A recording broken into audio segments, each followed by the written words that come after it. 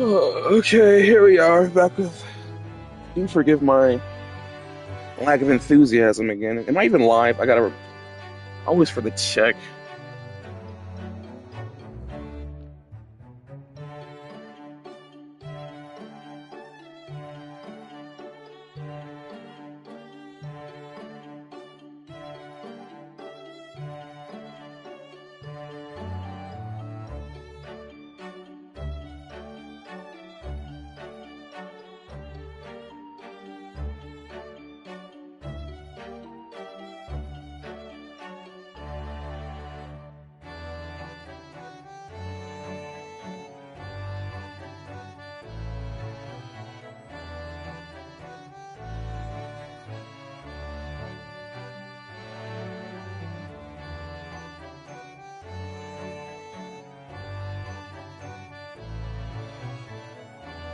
Hello, hello, hello. Am I able to be heard by the audience? Well, I have to go upstairs, get my headphones.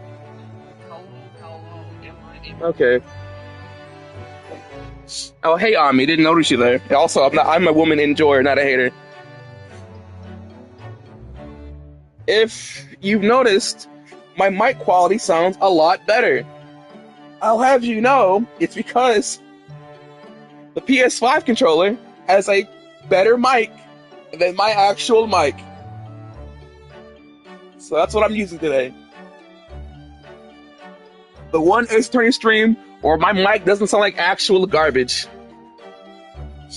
Claps for tearing me. I paid $60 for that headset, and I was like, oh, this is gonna be it. And it sounds terrible.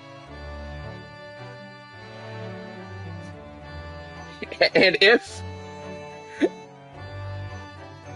I'd use it for the regular streams too, but like when we're in the party chat comes out of my controller, so that I can barely hear it. So I have to use my headphones. Anyways, episode 1, the defendant's antechamber. We've been here before, but for sake of being neat and shit, here we are.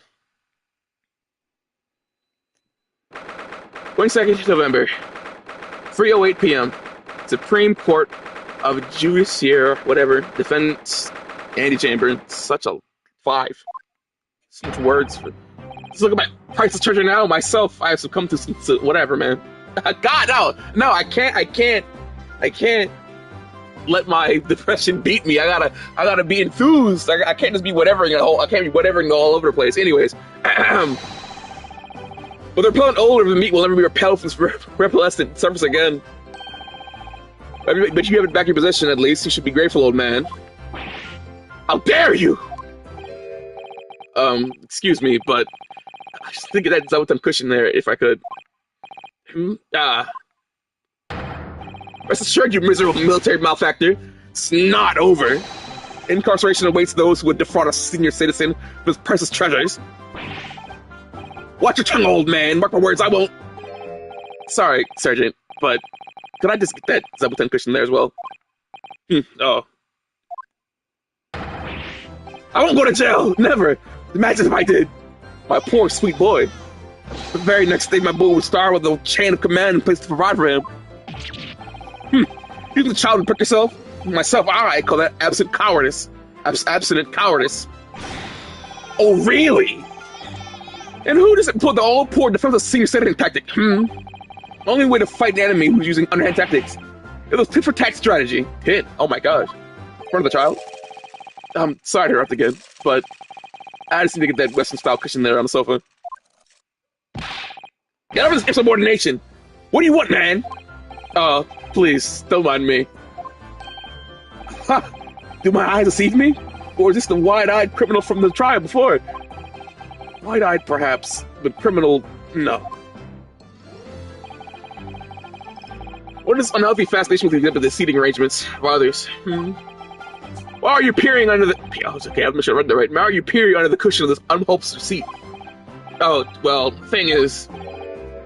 Did you look? Did you find it? Gasp!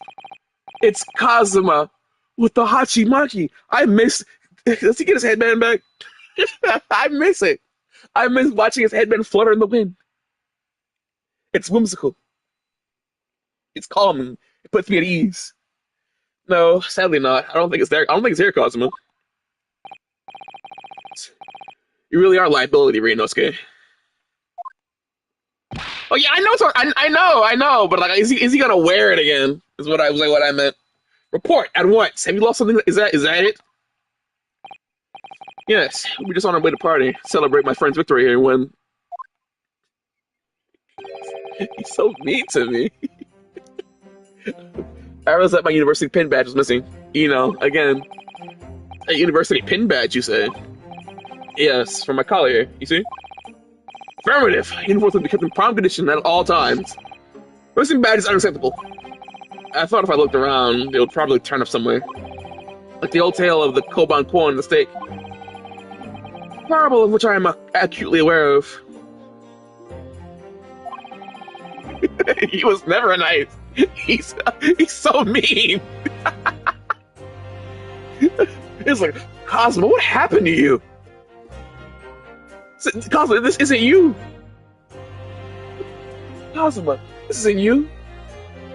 You want to listen 1-1? How can you be so heartless, Cosmo? Cosmo, 1-1. I swear to fucking God, I will fucking beat you senseless. Act right. Sorry, Cosmo. I don't know. I got a little silly. It's all. My bad. But I've exhausted my search now, really. And what's conclusion is that someone must have stolen it. Don't look at me. I don't find any little objects irresistible, I'm not a bird. Imagine what happened if the poor little trooper here saw whatever. No. Imagine what would happen if little trooper Ido here swallowed something like that. I'm afraid we'll have to give up, Ryunosuke. Still, tell the officer student number. They should be able to issue you a new one. Uh-huh. What's the matter? Don't tell me. Yeah, I don't remember my student number. My bad? I don't believe it. I mean, this is the second time you've lost your badge, isn't it? Third, actually. You didn't think you could remember it. You should have made a note of it somewhere. I told you until I was the balloon for Cosmo, please, I'm sorry! I'm sorry! I'm sorry! Put your fist down. Don't hurt me, please, Cosmo. Please, don't hurt me. I told you until I was balloon last time this happened. Yeah. I do seem to remember something. Someone telling me something along those lines. It was you, was it? You can't even remember who told you that you needed to remember it? Well, student numbers are 6 digits, Cosmo. Who can remember 6 whole digits?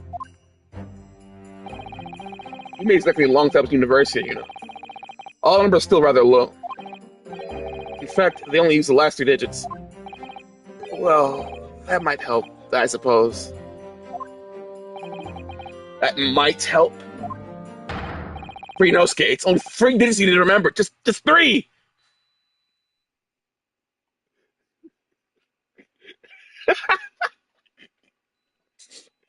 I'm sorry! Sorry, my brain is such a disappointment.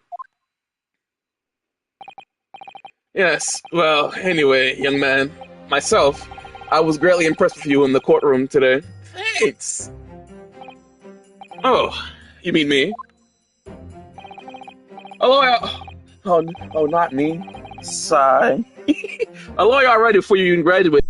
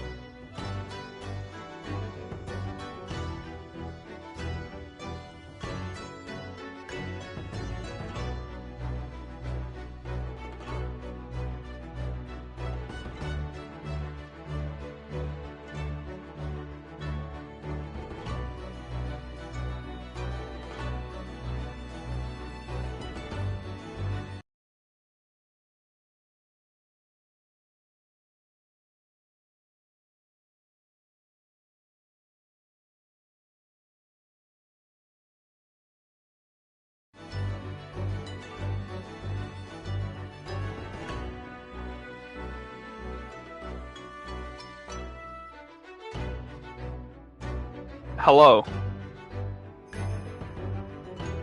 Hello? Hello?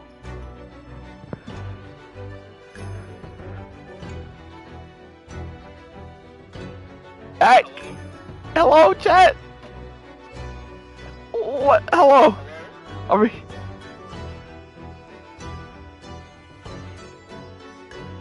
Okay, you can hear me now. But... You can hear me. Can I be heard? For sure now?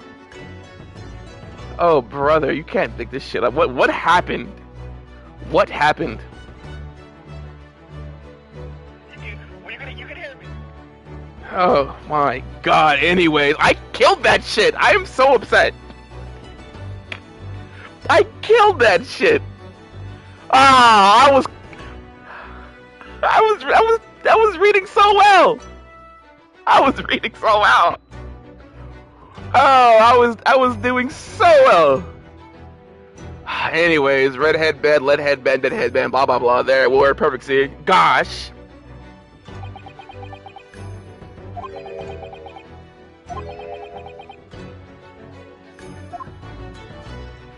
I was doing so well. I actually been meaning to ask you about that. Oh, the story behind your headband, I mean. Well, now you know. So I'll never forget the shock and humiliation of that day. So I wear this red headband every single day without fail. Well, I don't know exactly much of a shock you think you had back then, but it can't be more the shock you're just giving me now. What do you mean? Well, I'm sorry to tell you, but that tongue source didn't go the way you never remembered it. Yeah. Oh, Cosmo. Why did our lives turn out this way? God, we're supposed to be side by side, and then you were gone for like half a year, and now we're in court fighting, and then even after and we're still not gonna be done after that. Oh, and I already know. I have 3 theories. I have 3 theories about Kazuma. Theory 1. He kills someone and goes to jail. Theory 2. He dies. For real this time. Theory 3. Which isn't that bad, by the way, but you know, this wasn't that bad. He just stays in England. Or Britain, whatever, you know. He just stays. He doesn't go back to Japan with us. So those are my 3 Cosmo theories. I sure hope 1 and 2 are wrong. Do not bring him back just to kill him. Please. I will not be able to take it. I can't go through that arc again. I can't. I don't want to. Cough, cough. I don't want to go through that again. That was the worst arc I've ever gone through. And I don't want to do it again. And then, or him going to jail. I don't want to. Free my man's Cosmo, please. Don't do that either. And then you know, stays in Britain, which is fine, I guess. And then, you know, yeah, it's fine, I guess. I'd rather he go back with us, but you know, he'll find a reason to stay. And whatever that reason may be, I'll be like, okay, at least you're not dead or in jail. Well, you'll come see us, I'll come see you, etc., etc. You know, I'll get an Uber. You're right, Ami, you're right. The Tokusatsu said didn't go the way you seem to have remembered it. Huh? They just famous Swift Samurai swords, so I can't believe you don't know it, really. I don't Kazuma and his white people. It goes red bread pan, lead bread pan, dead bread pan, dead. Ah, damn it! See, I knew. If I would, if I didn't go through that arc with me being muted, I would have cleared that shit. Damn it! I did so well that first time. That samurai one, I killed it, man. And now look at me, fumbling live on air.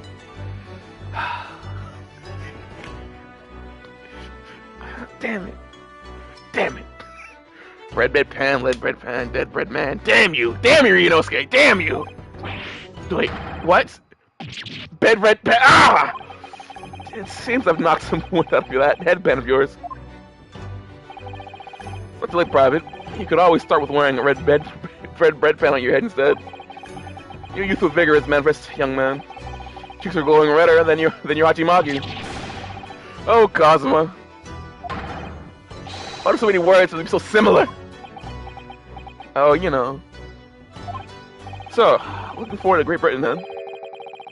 We had to deliver speeches in court in English. I suppose I can always shell seashells on the seashore. Oh, Kazuma. They could never make me hate you. They could never make me hate you, Kazuma Sogi. Alright, here we go with this one again. Yeah, that's all good. I beat the first game. I beat the first game already. We're good. We're here. We're out there. 6th of January, 6:23 p.m. SS Bruya, first class cabin. Number 1.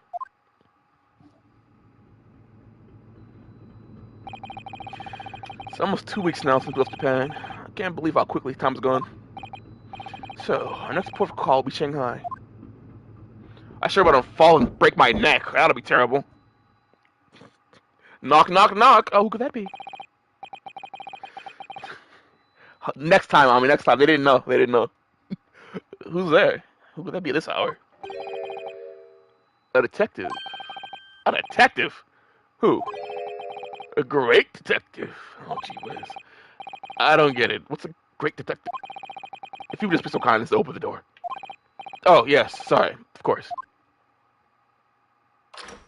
Click, clack. So anyways, I don't mean to alarm you, deputies, man, but it is my birthday.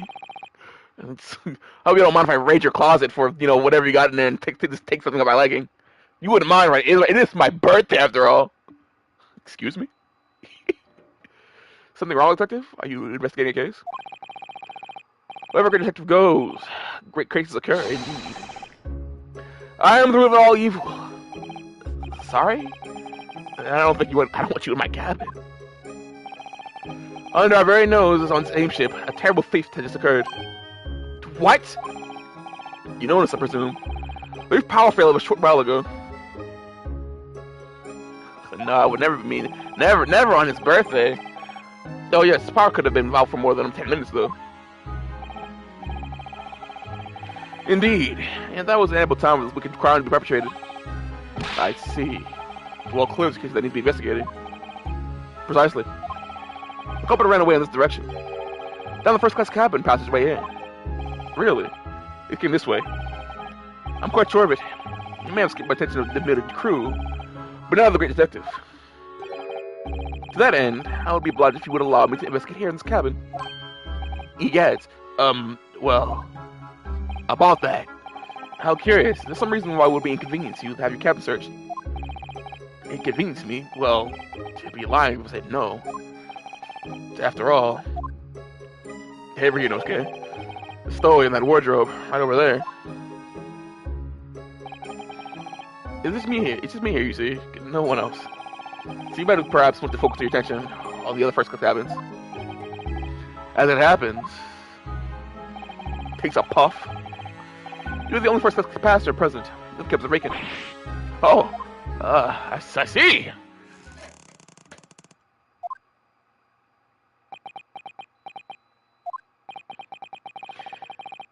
Did that rather tragic rumbling of the stomach arouse from within you, my good fellow?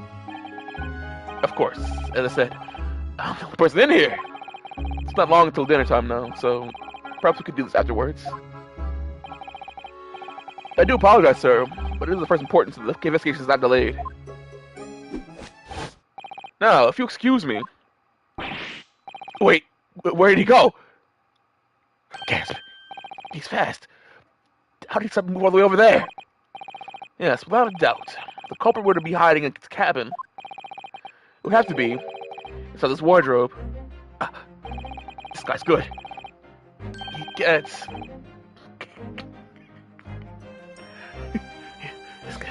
This guy's good. I should examine this wardrobe thoroughly. I presume you have no objection. I'm sorry, but I got that decline. Really, you wouldn't find any. Excuse me.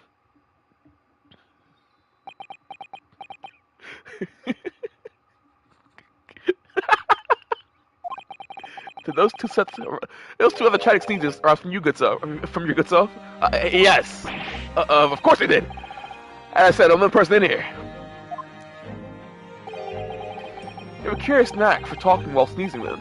Twice, no less. Yeah, it's a bit tough one to argue. I was watching you quite intently, sir. I was not sure you was the sign of sneeze. Well, you know, back in Japan, this is how we all sneeze over. It's how we sneeze in Japan. Surely you know this. As you are a great detective, you would know how we Japanese sneeze. You know he's a fucking schmuck, bro. What the fuck? We're gonna have his nose. As I was saying, I should examine this wardrobe. Better now then. Game's up.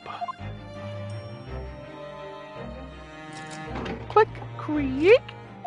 Gasp.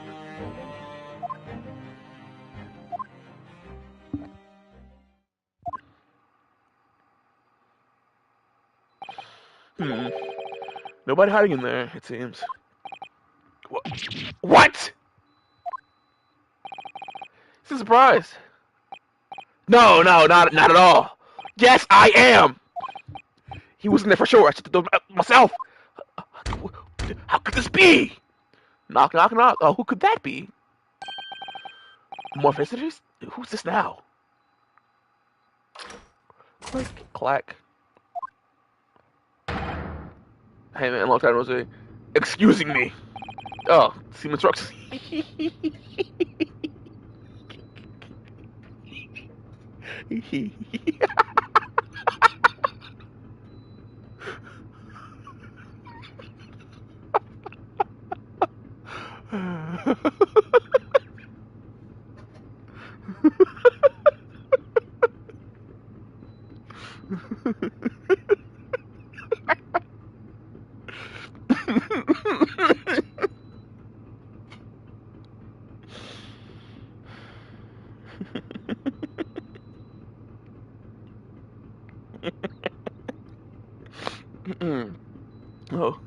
Oh.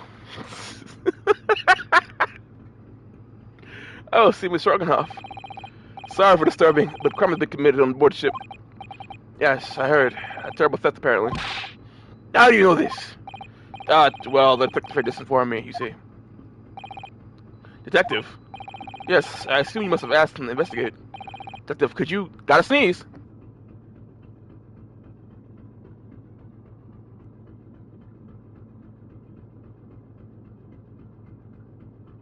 Chew. Yes, I assume you must have asked him to investigate. Detective, could you... Excuse me? What? Where did he go? I must ask you to cooperate with the investigation into this crime. Fully. Uh-oh. He's glaring at the wardrobe already.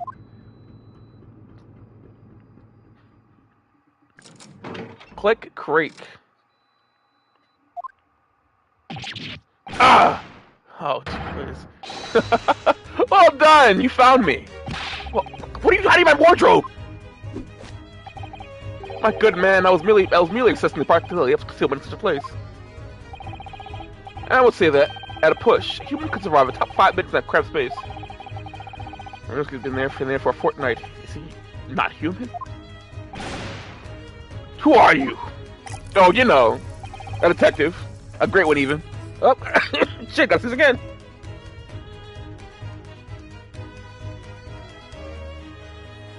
Fuck. You know me, allergies.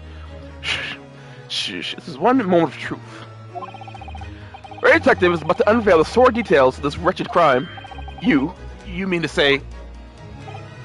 Yes, there can be no doubt the culprit of this terrible theft did indeed conceal stuff in this wardrobe. What? But that's impossible. He couldn't have done. Because my best friend was there our entire time. Or at least, I thought he was. How can you be sure of this? Oh, you know. Elementary, my dear fellow. The criminal left behind the most revealing evidence. How else could you explain these 3 bones? Ah, bones. What the? He's right. Those gnawed bones in there. Gnawed, even. And 3 of them! The criminal escaped this time, but I will find him and crush him. Gasp. Could I ask you something, detective? Why, yes, of course. I'm always glad to answer questions in an inquiring mind. In this terrible theft, what exactly was stolen? Aha! What else? Put some steak on the rib bone. Zoinks. Uh-huh. Did you say steaks in the rib bone? For this evening dinner. For this evening dinner, 3 rib steaks were stolen from this chip's kitchen only a time ago. It was malfunction of the generator, and the ship was without lights for 10 minutes. Therefore, so criminal said he ran down his first-class passageway. And now I'm on his tail. I'm afraid to say, dear fellow, that your man is no longer in this cabin. But how? Well, you know. Through the cabin door, no less. Yawns. Having devoured his haul and his wardrobe, the culprit discarded the bones and concealed himself behind the cabin door that you came inside. Then, when attention was turned to the wardrobe, he was a chance to escape through the open door. What? Make haste, my good man, after the culprit. I can follow presently. Something troubles you, sir? I think maybe criminals are running away at all. Yet, what are you suggesting? Now I know where the dog is buried, dog. Mr. Asogi. Me? Ah! I think you're culprit, everything falling in places. Excuse me? The criminal disappeared in first-class passageway. The bones in the wardrobe. All clues are pointing the fingers at you. Don't be ridiculous. I would never. Yes, of course. I said it was one. You couldn't be the perpetrator of this crime. You did? Why? How are you so sure? Oh, you know. My dear fellow, there are but 2 things in this world which can be really relied on with total certainty. What 2 things? The first, the word of a great detective. The second,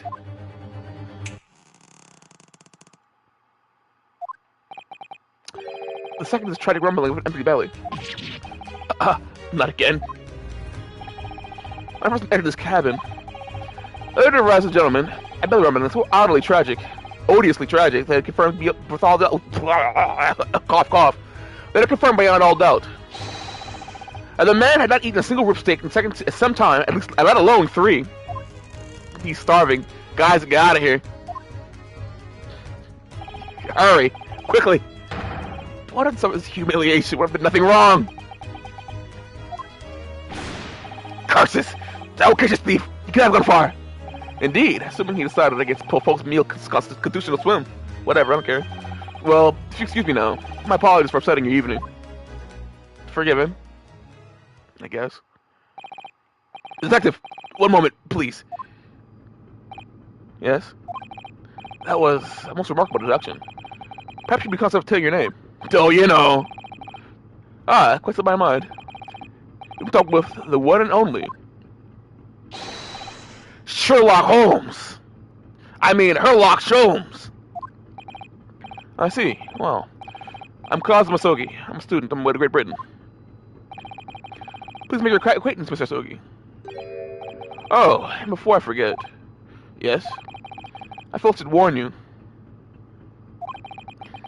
I've caught restricted forbidden on this vessel. So you do well to consider the stowaway, currently laying low under your bed. As careful as possible. Oh, under the bed. I bid you farewell then. Mr. Asogi. Later. Just uncovered our secret. I suppose I should have expected nothing less of a great detective. Oh, my theme song!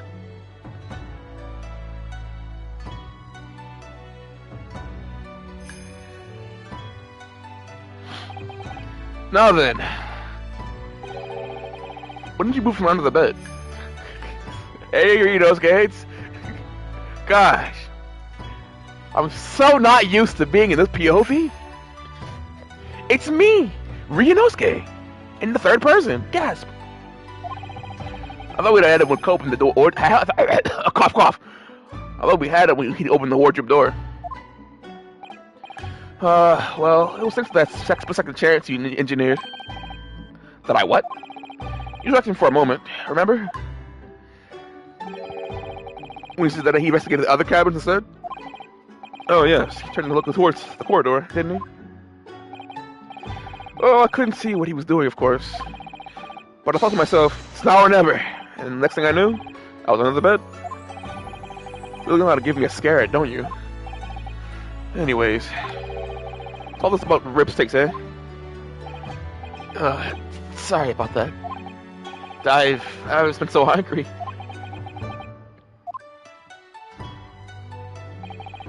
Ever since we left Japan, stuck in that tiny wardrobe. Well, you should know. You've been splitting all your meals with me. You'll be starving too, surely. Right on cue. And there was that power cut before, wasn't there? For about 10 minutes. So it was then. I caught whiff of the most delicious smell. Then I thought to myself, it's now or never. The next thing I knew, I had a steak in my hands. This man just can't help getting himself into trouble.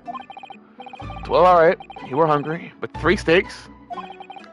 Thanks to you, 3 crewmen are going to go without tonight, I imagine. If only they didn't serve chicken that day! You know, it was just the one. What? I only took 1 rib stick from the chicken. Damn it! From the kitchen. That's all. But I don't understand. Hey, I'm not that selfish. If I stole 3 sticks, I'd at least have tossed 1 your way. I'm not your pet dog. Well, in that case, who stole the other 2? Ah! Do you think... Could there be a ghost on board? Ghost? Cosmo, I'm scared. A meat-loving ghost?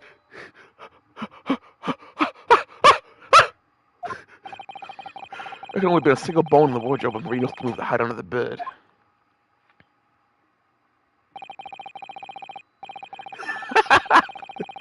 Which means the other 2 bones could only have been put there by one very flesh and blood person. Cosmo, I'm scared. Cosmo, ignore me! Cosmo, it's a ghost! Well, you're laughing, Cosmo, you're laughing! Cosmo, I'm scared and you're laughing! What's so funny? We're on a haunted ghost ship. A great detective, a great mischief maker. Either way, I thought I'd spend a little more time getting to know that man. Cosmo, what are you talking about? The great Herlock Sholmes. Cosmo, you got it. Cosmo, I got out of here. Ghosts? Oh, brother.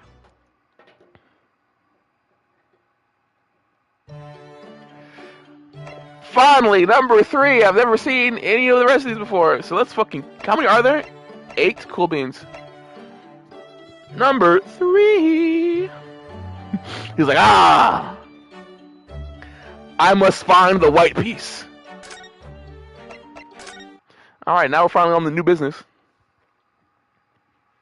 26th February, 9:17 a.m. British Supreme Court, Lord Chief Justice Office. Here we are again. Susato! Hi. Every time we visit here, the atmosphere of this place seems to get more and more overbearing. Okay. That's you? A meme that Ami made? Yeah, it's top quality. Coming right up, folks. Just think, who could be at home with Mr. Holmes and Iris having a nice, cozy breakfast? We have a duty to report our outcome of the case, especially since we're guests here in Great Britain. So I'm afraid this visit couldn't have been avoided. I suppose not. But is there even anyone here? Could have gotta hear a pin drop in this place. It's too solemn for its own good. It is very quiet, isn't it? Looks sound of the ticking clock, great clock just keep perfect time. Okay, chat. I'm gonna look at this meme Ami made.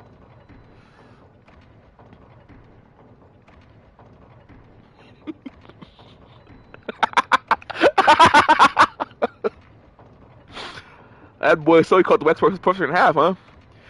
I better keep my ass in his office. Gee whiz. This guy never leaves his office. He says, "Oh, I go somewhere," and he goes to another room in the office. It is very quiet, isn't it? Let's know the ticking of the great clock just keeps perfect time. Tick tock, tick tock, tick tock, tick tock. Pitter patter, pitter patter, pitter patter. Gasp! Who could that be? What was that, I wonder? The usual comforting sound of the clock seems to have been joined by a less comforting shuffling sound today. Tick. I'm not doing that again.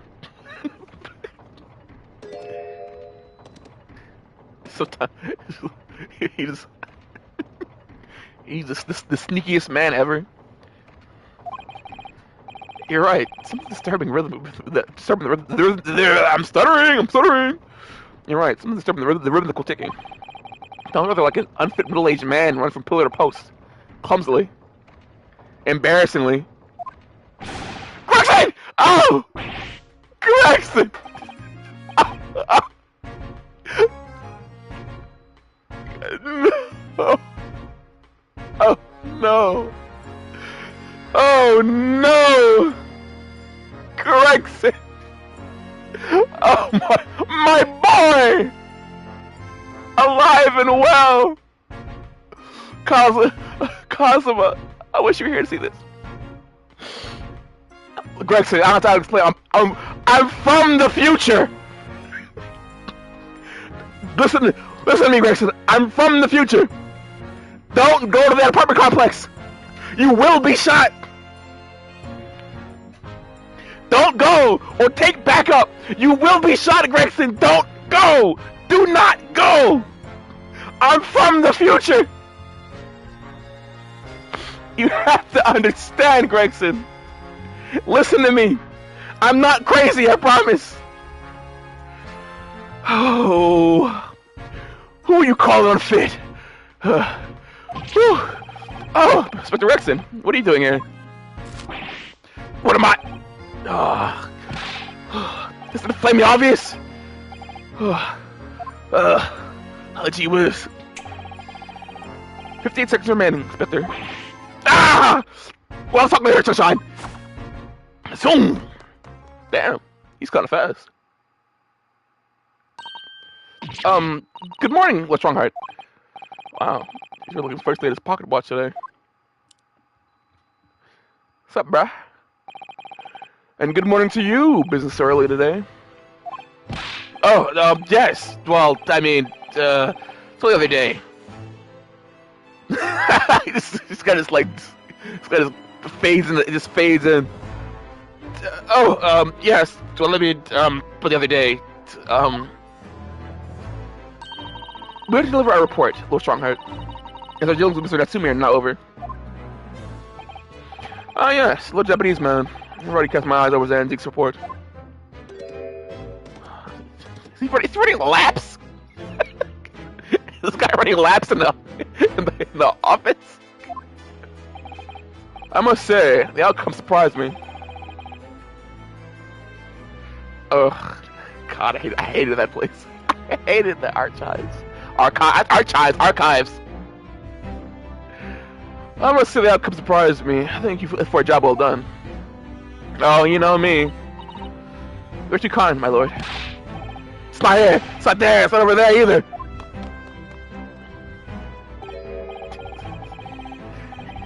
Oh, Gregson. I'm sorry to say you peaked in high school. I hope you don't mind me asking, but what exactly is the inspector doing?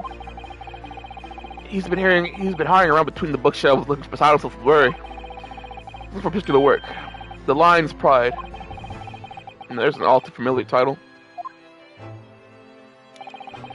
I heard it was a popular tale, so I obtained a copy from the rental library. However, it wasn't able to maintain my interest, so I soon cast it aside. I happened to notice a vacant spot in my shelves at the time, so I do throw it in the book there. Unfortunately, I no longer remember where that it was. Nope, not there, not here either. Come on, where are you lions hiding? He gads even. The book is due back today, so I'm not sure to locate it for me within my investigative prowess. Inside 5 minutes. I must say, I've never seen anyone working so hard to find something. It's like a man possessed.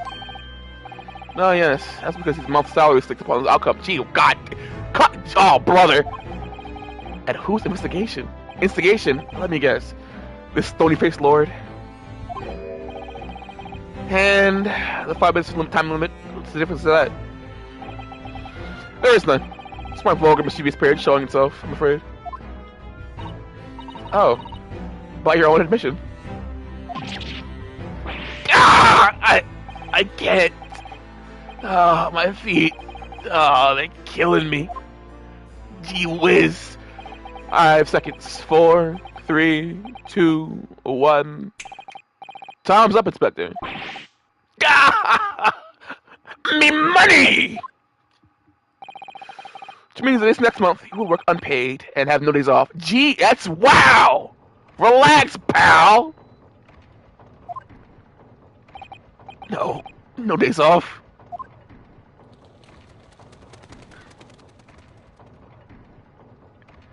F's in chat for Gregson, please. F's in chat for old boy Gregson. He died early. There really are just so many books in here, it's overwhelming. For some, perhaps, I purchased every book, new or old, and subject to law from all over the globe. Would have believed a few short decades ago, a place like this could have existed. What do you mean, Inspector? When I was a lad, no one ever dreamed of buying books. Oh, I see. Western books are such luxury items, I suppose, with their leather covers and fancy bindings. That's not it. Oh! Oh, tax on paper, see? Tax on paper? Gasp! On paper? Yeah, I mean, it was abolished about 30 years back now, but it used to be the case. It was tax levied on any kind of paper. So obviously, that meant most folk couldn't afford to buy any books at all. Oh, I love when she does that. Ah, so it's that why a place like this? Stop rental out. Shut up. Ah, so it's that. Is that Jesus Christ? I say, oh, I love when she does the thing, and now I'm starting all over the place again. Jesus Christ. I say one good thing with Sato, and I was like, oh, here I am fumbling. Hi, Sato. Thank you for being here. Ah, so is that why the places like these rental? I still can't read. She threw me for a loop. Thanks, Sato. Oh, Sato, you know I love you. Oh, so is that why places like the rental library you mentioned before came in existence, Low Strongheart? I was like, oh, I love when she does that, and then I fumbled immediately after. I was like, oh, that's cute, and I was like, boom, fumble. I was like, oh, gee whiz. Indeed, let's use our paper tax system. You could say, general public consider books as final items for hire. Bam! London is home to the best leading library of some 3.5 million books. You couldn't hope to read all of that, even if you were reincarnated 10,000 times. Even I would choose to rent a book rather than purchase it, if I knew I would read it frequently. The subject of tax has actually surprised us already in the last few days since Natsumi's trial. It seems that the window in this room was filled to do some kind of window tax. That would be true. Fortunately, the window tax was abolished here some 40 years ago. Sadly, in the East End, this particular, many windows houses remain. Britain's always had a bit of a thing for tax and stuff. Wherever they can tax, they tax. Sugar, salt, tea, coffee, you name it. Candles, beards. Wait, sorry? What was that last one? Did you say beards? Yep. The beard tax. Never heard of it? Never! He doesn't. I don't think Baroque pays taxes. I think it's because tax fraud, even. Why should people have to pay money just because they have the facial hair, the facial hair grow? You may well ask. I suppose it's because it makes them look self-important. The Naruhodos have a strict family policy of no facial hair, I think. Like, what's a tax? Anyways, get out of my house. You can relax. The British was confined to the annals of history long ago. Even so, it's clearly something that British really love. Paying taxes, I mean. Not a hobo Phoenix. Paying him, man. God, if Phoenix is a disgrace to the bloodline. Phoenix, you absolute disgrace to the Naruto bloodline. God. What can you do right? Anyways. Paying him, man. You gotta use that back front sunshine. But you can't deny you had a lot of funny taxes over the years. You never found a thing like that in Japan. Would you, Mr. Soto? Can't forget about that rice tax. In actual fact, I'm afraid to say that you would, Mr. Naruto. He was like, Susato, can you talk to that Maya woman? I gotta talk to this guy. I gotta talk to this guy. I got some words. I can't ignore Susato. I can't sit back and just like not say anything to Susato. He is embarrassing me. He's embarrassing me. He's embarrassing my name, my blood, and the family. I have got to intervene, Susato. You don't understand. You don't understand. This is crazy. Look at him, fumbling, asking his dead friend for help again. Oh, brother. Well, Mr. Naruhodo, remember that one time I left and then you had a whole mental breakdown? Susato, what are you talking about? You know, when I had to go back home, you cried, had a mental breakdown, going on the lines of, I can't do this, please don't leave. I'm going to kill myself. Susato, I never said that. Susato, I never said that. This isn't about you, Susato. This is about him. This is about him and his problems. Anyways, Mr. Naruto, I think just let it go. You know what? Fine. I'm fine. In actual fact, I'm afraid to say that you would, Mr. Naruto. What? No. You don't mean show's never been a window tax in Japan. No, but there have been similarly extra taxes. For example, in the Edo period, there was a bunch of tax. What was that? It was not a tax window, but the intentions to the properties. Gee whiz. The larger property's entrance was, the greater the tax was levied on it. Oh, the book smack. Even today, some mansions survive with extremely narrow entrances due to that old form of taxation. Good lord. I had no idea. See, Japanese are twisted as us Brits. But we never had a beard tax, I mean, that's really going a step too far. Well, no, that's true. I'm not aware of any taxes for beards, at least. What do you mean, at least? Well, rather than tax them, the shogun did once prohibit them outright. Susato, you're making us look bad. Susato, hold on, stop reading. You're making us look bad, Susato. I was in my I'm better than you trick, and now you're making us look bad, Susato. Susato, I was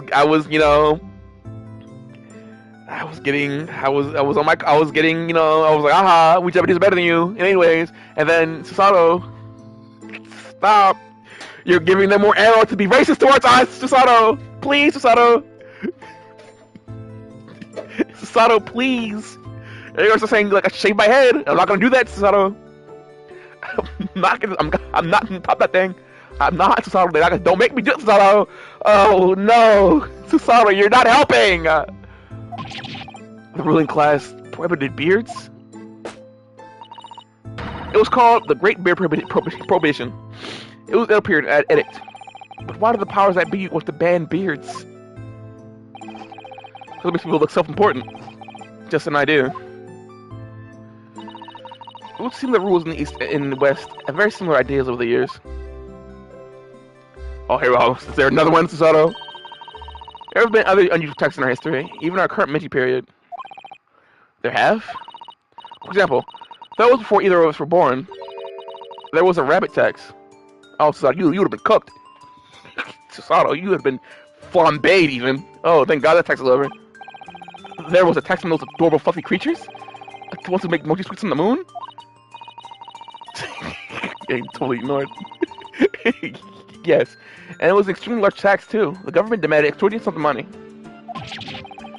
Just gets stranger and stranger. What was the reason for that bizarre tax then? Well, after Japan opened its doors to the world, there was an unexpected rapid boom in the major capital. A boom? Yes, keeping rabbits became hugely popular, and new species were traded at exorbitant prices. People were even swindled all their money for exclusively colored rabbits. Like colored chicks, I suppose. Hard to imagine, though. Rabbits are so timid and quiet. Wouldn't have thought one of those could bankrupt you. He was like, he would for sure. He's like, oh no. Sato? Yes, Mr. Naruto? I have to go to the hospital. What's wrong, Mr. Naruto? I actually swallowed a watermelon seed. It's gonna grow inside me and I'm gonna explode. Mr. Naruto, that's not how that works. What are you talking about, Sato? Of course that's how it works, Sato. My stomach there's liquid in my stomach, and then it'll cause the seed to grow, and then the watermelon's gonna grow, and my stomach's gonna explode. Mr. Naruto, that's not how plants work. And even if it did, Mr. Naruto, your stomach has acid. Acid will dissolve it. So, what are you talking about? Never mind, Mr. Naruto. Never mind. Oh, Kazuma, I wish you were here. Just to smack some sense in this boy. What is wrong with this guy? Oh, Kazuma-sama, what is wrong with this guy? I don't know if I can keep this up, Kazuma-sama. I don't know if I can keep this up. Susato, are you crying? No, Mr. Naruto, I'm not crying. I just need a minute. Oh, jeez. Okay, I'll go see Iris. Maybe she knows what to do. So in response to this war and social vogue, the government imposed a rabbit tax. Susato can't take this shit anymore. She's at wit's end. I suppose they just couldn't ignore the problem. And it worked, because the rabbit boom came to an end. 6 years later, the tax was abolished. Well, I'd say about my own country, but Japan is strange. There's more. Oh, brother! But there's more. After the rabbit tax was abolished, then of course, society reacted by launching it straight into the second rabbit boom. Oh dear. The government didn't think that one through, did they? It is but the world, very much altered by the position you hold in society. If you're responsible for the running of the country, you will feel the need to raise the revenue keenly. Without a stable taxation system, the whole country would go down the drain. Well, yes, I suppose so, but some of these taxes... As that's the way ministers of the state use their wiles to invent new and novel ways to tax the public. Not the breathing tax. Novel ways? Tell me, Mr. Naruto, if you're one of my country's statesmen... Me? A British statesman? Yes, what novel tax would you impose? Pray, give something truly original. Inside 5 seconds. What? Oh, think something every reason, Mr. Naruto, and really squeeze every penny out of the population. As I can stay, I'm very close to Naruto isn't in charge. Breathing! Your time is up. So, what's your answer? Well... Air, maybe. Oh, God. Yeah, air! Yes! How about air? An air tax, you say? Oh, well done, Mr. Naruto! A truly novel and fiendish idea! Well, everyone has to breathe, so while the population is hailing air, my government is hailing money! Yes, it's quite ingenious if you ask me. Blimey, you're turning hard, eh? That's somewhat a radical solution to a country's revenue problems, but sadly, not an original one. What? No, you mean to say... Surely not. You mean a tax on air has been imposed in the past? It was essentially the finance minister of our neighborhood France proposed it. What? Perfect for a visit. I'm holding my breath. Gasp! Mr. Krabs! Unsurprisingly, it was strongly opposed by the public and soon scrapped. The ministry didn't last long either. I can bet not. Oh dear, although clearly that would have been an untenable situation. I believe large are forced to breathe. Are forced to be reckoned with. Don't I know it? How about you, Inspector? What tests would you impose? Let me see. My first thought is text some objections. Hey man, that's my whole brand. Sorry? Been far too many of them recently in court. This is a particular lawyer I have in mind as it happens. So I think an objection tax could be very handy. Couldn't see you don't allow your personal feuds to influence your work in public office. I reckon 5 past every objection raised would be the route, right? What's the proposal, Gregson? I'm using a proposal, my lord. How about the officer tax? For every officer, I get paid 5 cents. Oh then, I think it's your turn now. Sorry? My turn for what? Why, what else? To look at my missing copy of The Lion's Pride. I have to go. It's on one of these shelves in this room. Of that I am certain. Now, give me about 10 minutes. Let's take your students sipping on it. But if I'm the book, you need to forfeit next month's payment. I gotta get out of here! Objection! Your time starts now. Oh, and one more thing. I would have said the word objection. Kind of leave your 5 pence over there before you begin to comb the shelves. This is Texas going to be the death of me!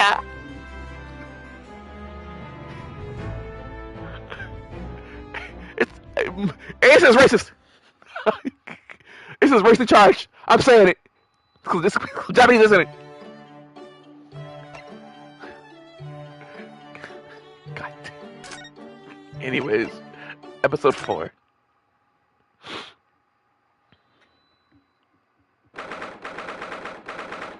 Ninth March, 8:23 a.m. Sholmes Suite.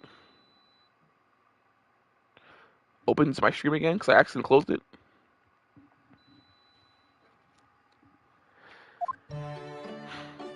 Susato! Hi. Good morning, Iris. Good morning, Mr. Sholmes. Oh, morning, Susie. I'll get breakfast on the table for us all. Mr. Sholmes. Morning. Come now. Why the long face? Oh, sorry. The thing is, I just had a rather strange envelope posted under my door this morning. Some rather strange things inside. What strange things? Oh, what is it, Runo? What kind of sound of mystery in the air? Nothing so exciting, I'm afraid. Iris, it's just 5 orange pips. I can't imagine what could possibly... What? Orange pips, Mr. Naruto, and 5 of them? What's the matter with you?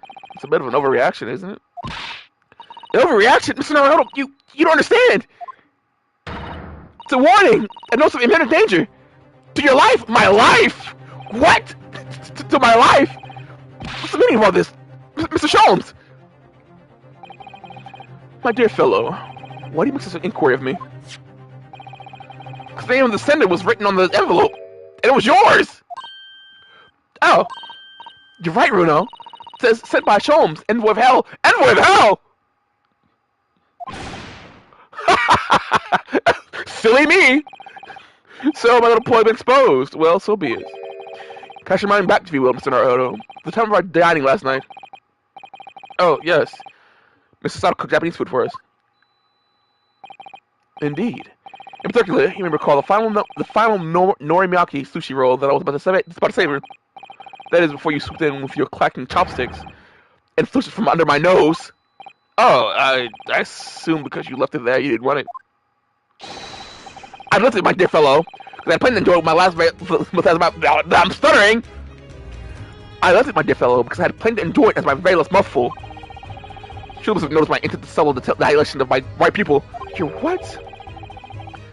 Perhaps a clearer sign would have been helpful next time. Just an idea. In summary, the pokes you received early is a month of impending revenge.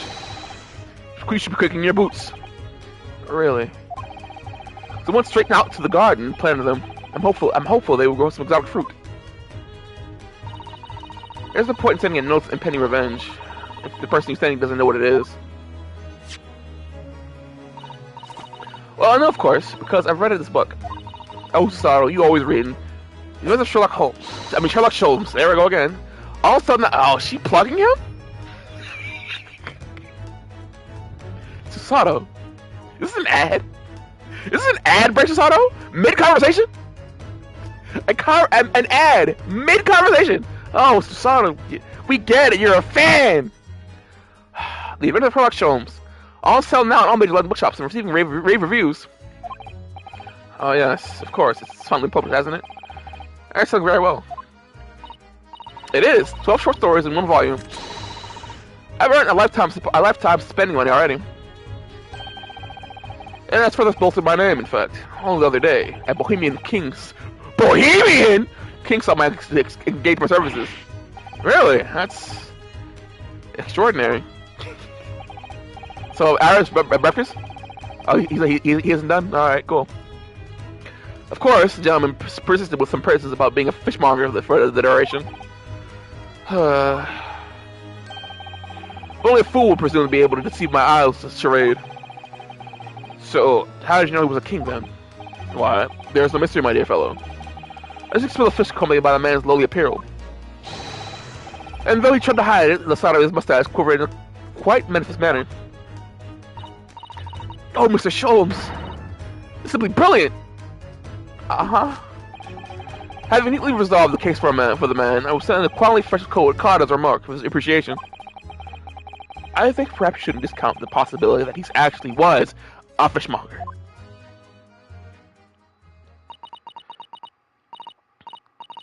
Is that... Can anyone else smell burning? Oh yes, you're right. And look, smoke! I think maybe... Fire! Fire! It's fire, everyone! Really? A fire? What's up? Oh, we got a firefighter on our hands, guys. Look, hey, Chad. This guy's gonna fight the fire. Let's only do it once. Everyone out of the building. No, wait. I have to go to my room first. Are you deranged? If you're not asphyxiated by the smoke, then the flames will burn you to death. My drama doll. I can't leave my drama burn. It means too much. Chad. Sorry, but I'm going to McDash what I'm saying. Oh, really? You're so funny. It's not for jokes, Iris. Go quickly! Get out of here! But there's the fire. Is there, Early? Huh? Would have liked to see that ploy enacted for the flesh. I wouldn't have dared dream I should be so lucky. Mr. Sato! I hate this guy. Shit, I hate this guy!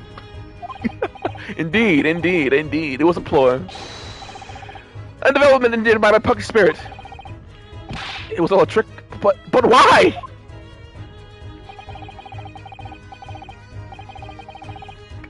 I'm gonna be seeing show motions tomorrow. It was a simple experiment of the mind, Mr. Hodo. When his life is threatened. Those completely must secretly protect that properly which is actually most important.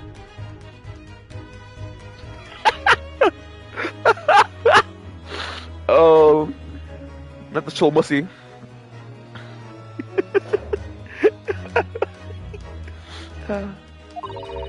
After your own life, Renault, the most important thing you seem to be, your Duramadoll. Let's not dwell on that, shall we, Iris? Yeah, but I was. I wasn't not gonna say it. So, you knew all along, Mrs. Sato, that it was a trick. Yes, of course. The very ploy described in this book. The Adventures of Sherlock Holmes. Another ad? Sato, please! On sale now in all major London bookshops and receiving rave reviews. Not again. I have used the decisive whatever. I have used the device quite satisfactorily in the past to solve the case. Oh yes, it was a great success, wasn't it? Well, it became something of a habit, didn't it? started yelling fire at every crime scene. In the end, people started paying no attention to you at all. Yes, that's true. There was a time when I was known as the Shomes who cried wolf. I think it's a lesson to be learned in there somewhere. But sadly, my little ploy failed to yield results this time. I was utterly unmoved. What do you mean? Well, I was anticipating that Iris would immediately expose our secret hiding place. Conclusion of the most in this age, she must be carved somewhere in this room. Cached, whatever. Just too many. Oh, Shomes. You whimsical, silly man. Nest egg, you think Iris has some secret savings? Why, naturally, the book's selling like hotcakes after all. Some deduction needed to conclude that the promise must be concealed here within these walls. Oh, Mr. Sholmes, are you in need of money? I better know what it is. Is that new market that's been gone on sale, is it, Hurley? Yes. What else? I have a strong desire to own one, yet my purse is 1 pound too light. And no offers of loan has been forthcoming. I have been forced to resort to an alternative stratagem. You know, rob a little girl. The best strategy. Sorry, Hurley, but I'm not falling for that, not coming from the Shomes who cried wolf. Ah! How vexing! You really shouldn't be trying to steal a 10-year-old's savings, you know. Like, I mean, I get it. Like, can you blame him? Can you blame him? Like, bro, that has been me this entire month. That has been me this entire month. Like, oh, I need the money. The book's full of tricks like that, you see. The army of the great detective. So in this case, both the orange pips are in the fake fire from a flat, didn't they? Oh, I plenty more tricks up my sleeve. Take, for example, the case of the Boscombe Valley mystery. I'm already filled with the dread, just from the title. It's how extraordinary skill on the part of the great detective. The skill of a tracking. When I arrived at the scene of the crime in Elbius Valley, there were footprints everywhere. But my eyes immediately drawn to one set in particular. Oh, Mr. Sholmes, your detective instincts are truly remarkable. Oh, she's such a fan, my lord. As you know, my dear madam, no detail, no matter how small, escapes the scrutiny of these eyes. So I took my quarry, following the trail of this footprint, all the way to the man's place of residence. It leads you directly to the Coppa's house, with what a triumph. You misunderstand. It led me direct to my own house. Oh! Huh? Through this word, in the final analysis, those were by my own shoes. I looked here before Boscombe Valley as soon as he received the telegram about the case, you see.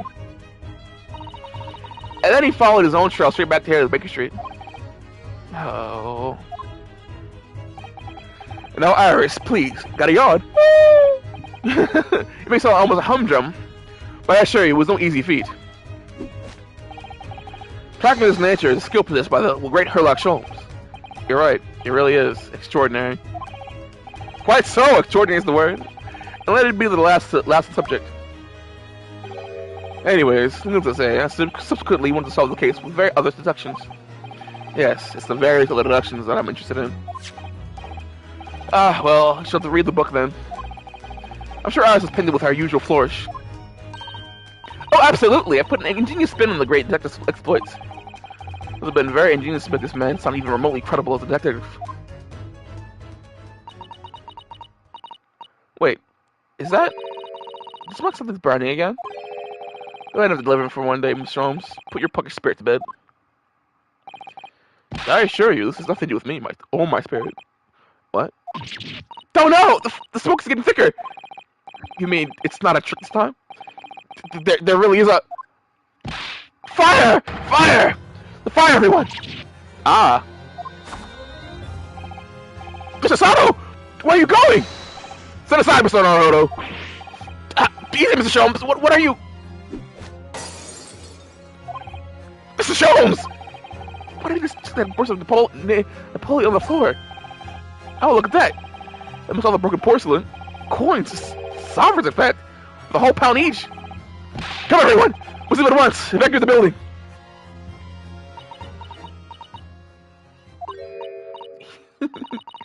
You fell for it early. Hook, line, and sinker. Ah. Wait, you mean Iris? Certainly one of guessed that where you got hidden it. Dude, do you mean to say that his smoke was? My own poker spirit just come out and play once sometimes too, you know. Oh, Iris, you silly Billy. What? That used to be tagged. Iris would kick his ass. I don't know. Like, he would try. He would try. There would be an attempt, and then he'd be one out the window. Ah, of course. I know what this is. That indoor herb garden that went on sale last week, isn't it? That's what you're after. I want so desperately, but I'm 4 pounds short. And even though you told me you didn't have any money to spare before, I had a secret nest egg somewhere in this room. Ah! You've owed me again! You really shouldn't let yourself be outwitted by a 10-year-old. You know? So thanks for the loan, Hurley. Oh, but wait. What's the matter? Where's Susie? She disappeared. She took off. Son of a haul to ass. She's like, I gotta get out of here. Oh yes, that's right. She ran the stairs before, didn't she? So you good, Susanna? You okay? Are you alright? Oh, what are you also doing here? We have to evacuate. The only one for the fire is...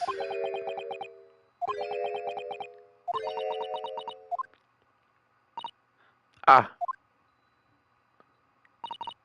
Sorry, Susie. Children will get mischief once in a while, you know. But not perfectly harmless. Harmless, maybe, but also devious. Oh, Susato. I wonder what she grabbed. Oh, wait, it's not over yet. Oh, well. At least nobody was hurt. Apart from Napoleon and my secret hoard. Now, tell me, Susato. What is it you went so fleet-footedly to fetch? Sorry? Oh, no, nothing. It's just, no, this is nothing. Susie, that's... You know, but all ruling trials, isn't it?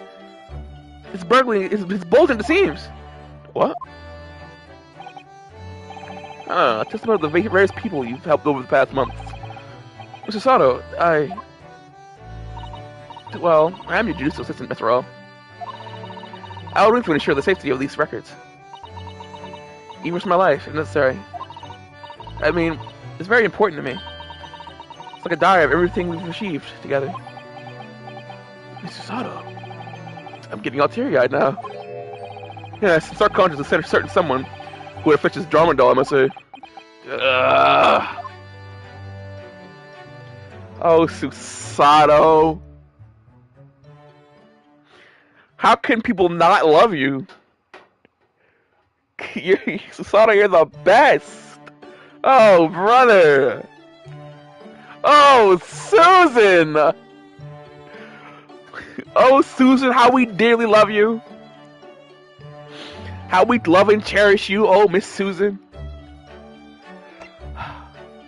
Hey, it's me again.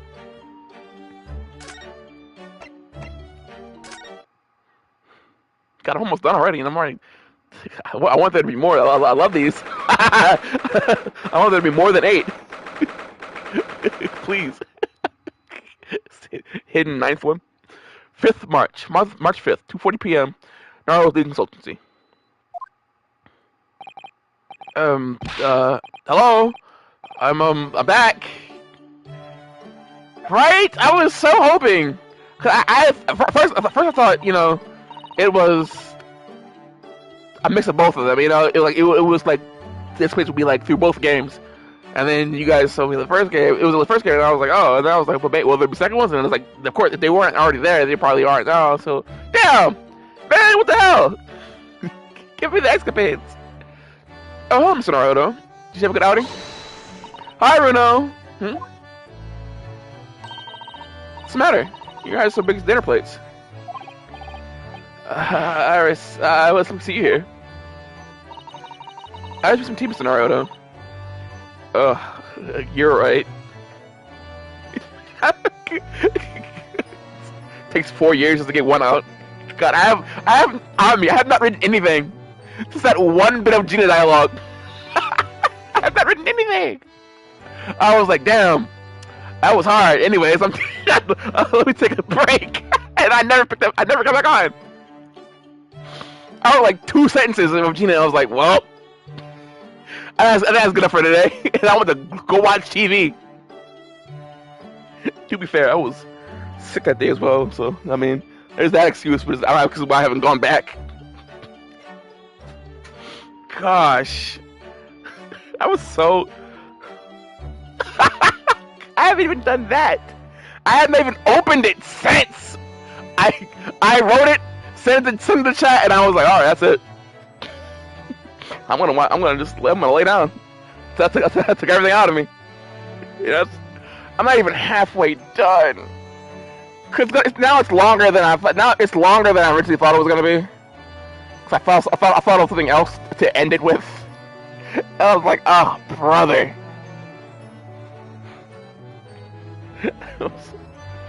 I'm still figuring out Ryusei's and Gina's dynamic.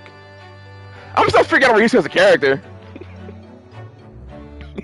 I'm still trying to figure him out. You know, I'm kind of writing him as I go. But, you know, it's neither here nor there, I guess. I just some tea, Mr. Naruto. Would you like a cup? A cup or 2, yes. Definite tea.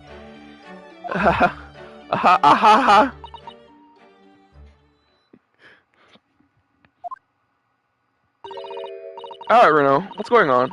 Acting extremely strangely. What? Me? No! Not at all. How much normal as normal could be? A normal tea itself. Normality. Ooh, that was good.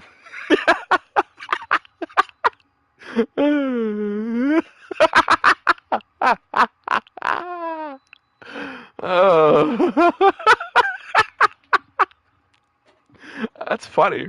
That's funny. I'm as normal as could be. Normality itself, see? Not again, Mr. Naruto. Ah! Sorry? Not what again? What do you mean, Susie?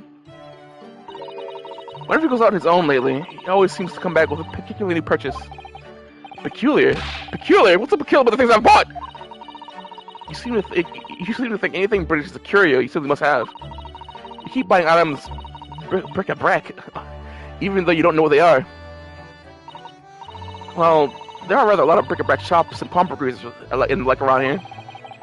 It's when I've been in London, Laurent to give me a weekly report. I'm always so nervous beforehand. On the way home, I just found myself in those shops, and yes, alright, I can't deny it, I bought something. You're right, you can't deny it, because your eyes are wider than ever. You really ought to put up a warning sign about them. They're bigger out there. They're bigger than some potholes around here. Alright, gee whiz. Tired of this things in the bric-a-brac shop. It's also cheap. It's like, gee whiz. Michelle was giving me lots of useful advice about how to pick out real bargains. Just remember, Bruno, that Hurley likes to have fun with you. Take this advice with a big pinch of salt. Well, that's true. That's the thing he told me was pot stand. He wasn't pot stand after all. I never had a guess that it was Clapsel Top Hat.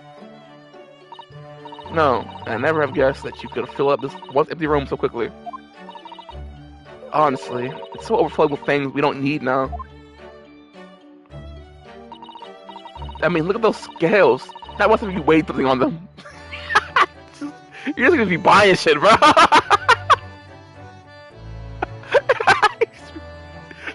You're really just be buying shit, bro. Like, it's like, damn, I gotta have it. Mr. Naruto, you don't even know what it is. But I gotta have it, Susato. Mr. Naruto, I'll allow you to buy it if you can tell me what it is. The doohickey. A thingamajig even, Susato. Mr. Naruto, that doesn't count. Please, Mr. Naruto, I can't keep doing this. What do you mean? Sorry, it's for the aesthetic. You wouldn't get it. Gosh. I know, but ever since I first stood at the defense bench in court, I don't know why, but that is really one of my own little step scales. Oh shit, she's upset with me. Let's see that, Mr. Naruto. What have you come up with today? Oh, well, it's, one of these! What is it? It's all dry and shriveled up in a ball.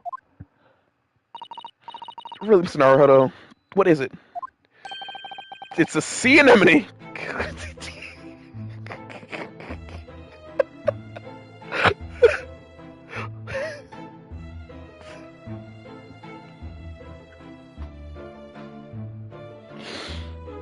What's wrong with this guy? What's wrong with this guy? It's a sea anemone. And an enemy? Yes, I mean, I know it doesn't look like it at the moment. It's all shriveled up. Like you said. Aren't sea anemones living creatures? The ones that dance about the seabed? You got me there. Yes, exactly. The ones that dance about the seabed.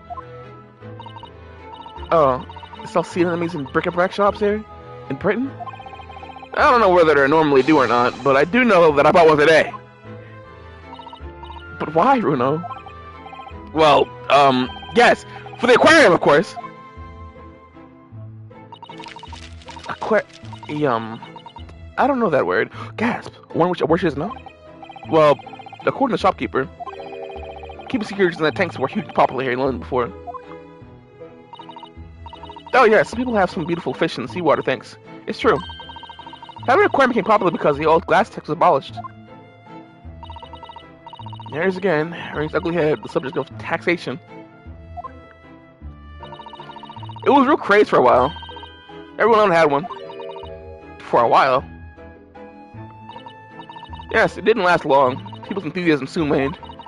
There's far too much work to be changing the seawater regularly in a city like London. Never a true word said, I'm sure. You think people might have realized it from the start, really, wouldn't you? Anyway, that was long before I was born. So everyone jokes that there's an unloved aquarium covered in dust in every attic in the capital. And it's true, there's one just in the attic too. I heard the man in the brickbat shout about it. At these words of wisdom. That's why this age is sea anemone, and that's what made me laugh. It made a lot of sense to me. What the fuck is wrong with this guy? It made sense to you, did it? But Bruno, this anemone is completely dried up. You should soak it in water overnight, and it'll be good as new. That's what man said. Mr. Naruto, he lied to you. I'm not sure it works that same way as dried up wakame seaweed, Mr. Naruto. Once I save the money, I'm going to buy some prawns keeping this little fellow company. Oh, how exciting! Your office will be teeming with life. Wait, Ami, no, it'll come to life. I just gotta soak it overnight. Would the man lie to me? Gosh, Sato, Iris, Ami, would the shopkeeper lie to me? No! That's bad business! So I'm gonna soak overnight, and it's gonna be great! Will it really? Britain's a funny country, though. I mean, sea anemone craze? Well, they say people in glass houses about comments like that here, Mr. Naruto. Don't forget that there was a very curious rabbit craze in our own country not so very long ago. I'm more fortunate than people will try to erase from the history books 100 years from now, I'm sure. You know, there wasn't the craze as well before the aquarium one. Have you heard of the Wardian cases? Wardy... what? No, definitely never heard of that.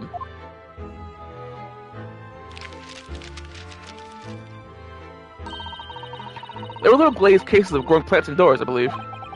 Oh, I see. For plant lovers to raise their favorite tropical plants. That's right. Like different types of ferns. Ferns. Even those rather dull plants with lots of fronds of leaves. Fronds, whatever, I don't care. Not dull at all. Ferns are lovely plants. I think people wanted to eradicate the exotic foliage of the tropics in their own homes. So they grew ferns. I mean, ferns, sea anemones, Londoners certainly have a knack for the obscure. Well, thinking about it, my grandfather loved those moss in his bonsai. Look at it better than the trees. Some of those more obscure things, the more it interests people. Maybe. Anyways, the wooden case is crazy and lasts very long. And most of those little glasses are just gathering dust, I think. What happens to one in your room, Iris? But haven't I seen one in your eyes? Oh, very observant, you, Susie. Yes, that's right. Mine's certainly not gathering dust. I can top of the herbs in it. Well, Mr. Naruto, it was actually some all this frivolous buying of the strange things. But okay, yes, all right, sorry.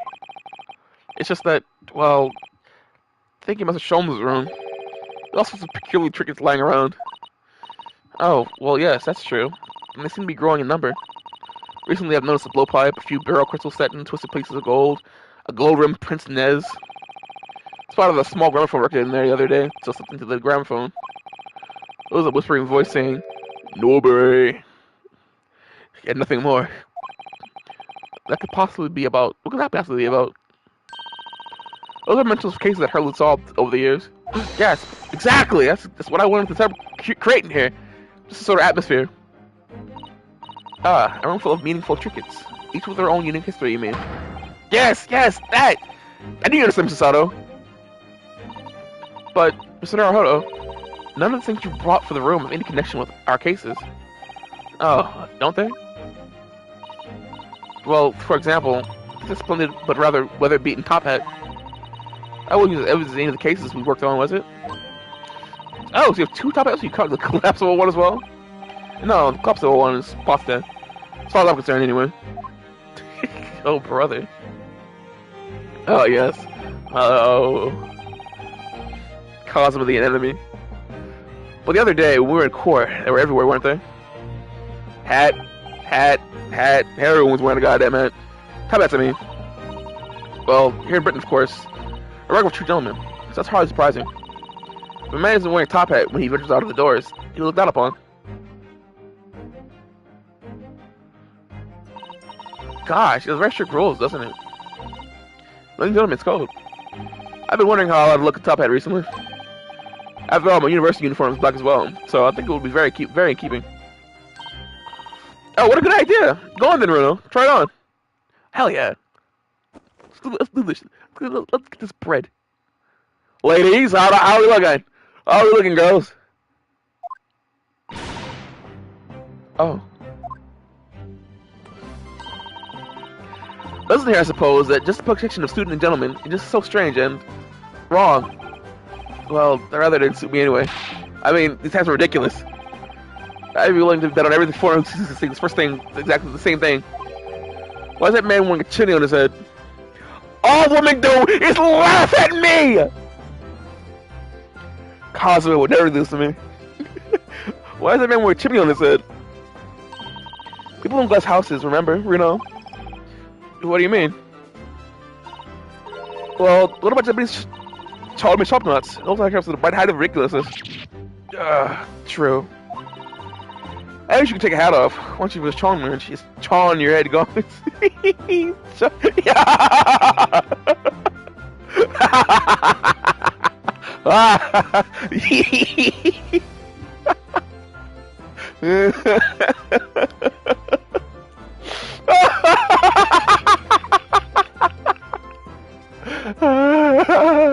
Oh, Iris! Oh, you sweet baby, you! Oh, Iris, I love you! I'm willing to bet every 40 sees a Chon mage for the first time, thinks exactly the same thing. Why is that man with a cannon on his head? I suppose what it means to have different cultures, isn't it? Oh, Iris! On the subject of hats, what Mr. Chums always wears, it's really very strange. It's really strange, isn't it? I beg your pardon, Mr. Naruto? What a thing to say! That is very insensitive, Mr. Sholmes.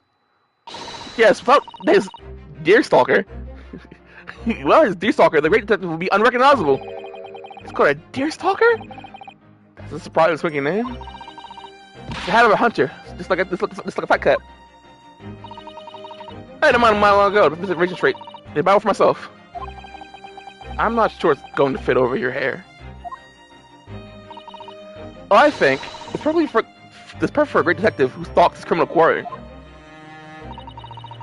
What do you think Shane about it anyway? Well, you've seen it. It's two brims, one at the front and one at the back. I need two brims on a hat. Surely one at the front is enough. No? One moment, please. Oh, brother, she's a defender for our idol. Hey, show us that, Mr. Naruhodo! Huh? I can't believe you said that. Said what? That his hat was stupid. It is. You said it again. Sado, what are you talking about? One moment, please. If you ask me, it's just Mr. Sholmes' mind-cap personality coming through. I bet it's that he doesn't let us think about which way around to put it on or something like that. Mr. Sholmes doesn't have a mind-cap personality.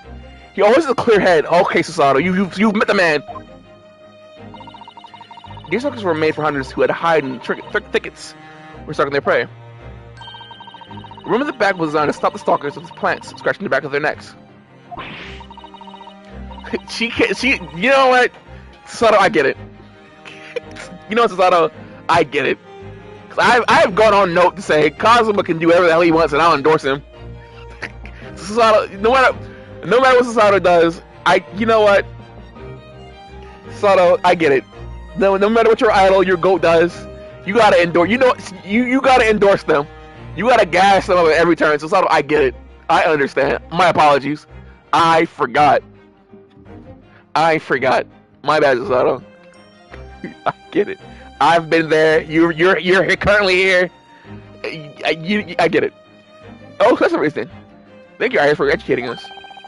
Mr. Sholmes doesn't spend a lot of time on tickets, though, does he? Well, no, that's true. I'm telling you, it's just impetuous personality. I thought fair, I'm sticking to it firmly. Hey man, how's it hanging? Ah, here you all are. Oh, good afternoon, Mr. Sholmes. I long since made some tea, Mr. Sholmes.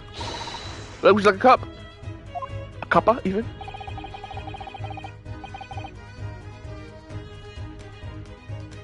What's that? Just checking my bank account. I'm just checking my bank account. It's still empty. Cool. Anyways, I see you coming at a good time, Mr. Sato. Thank you. Now, I think we should look to see. You ought to see.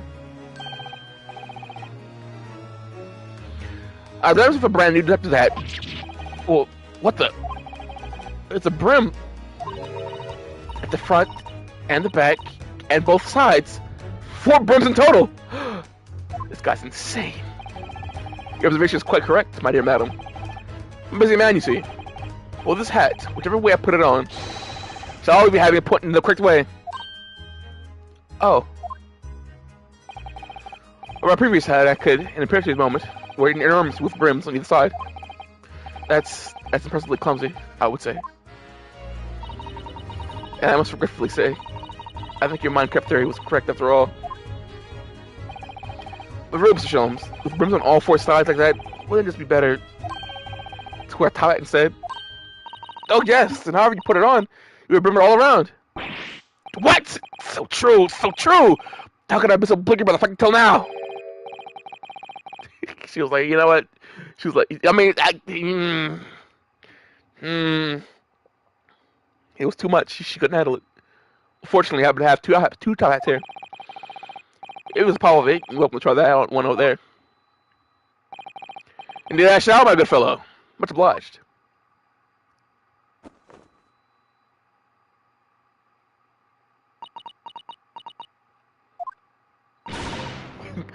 All women do is laugh! Oh dear, it looks terrible. More terrible than I could possibly imagine. Well, that's not good. Maybe it's because of your long face spread with... Lie! Oh, I called him a horse! Maybe because your horse-like face, paired with that tall hat, just doesn't work. You just got a long long thing going on there. It's not working out, Sholmes. I think it's very nice with Sholmes. Even if I will have the whole world fits on his laughter. He can't win! So they're meddle with it. Give me the Daystalker for everyone. Forevermore. And give me my Regulation University hat. Forevermore. There's still hope that she would graduate one day, Mr. Naruto. Don't give up. I can still wear the hat, though. SMH. It's like a varsity jacket. I peaked in college. I never let the hat go. Oh, only 3 more! What is this? What is this? Only oh no! Only 3 more? What is this? Oh. Oh. Man, this is rigged. It's rigged, I say. Oh, they go by so fast. I'm already on number 6, and it's only been well, granted, it's only 2 hours, but still. God damn it! I've been fucking around. If I just zoomed through this shit, I would have been over this moment. I would have been done by now. Oh, 3 more to go.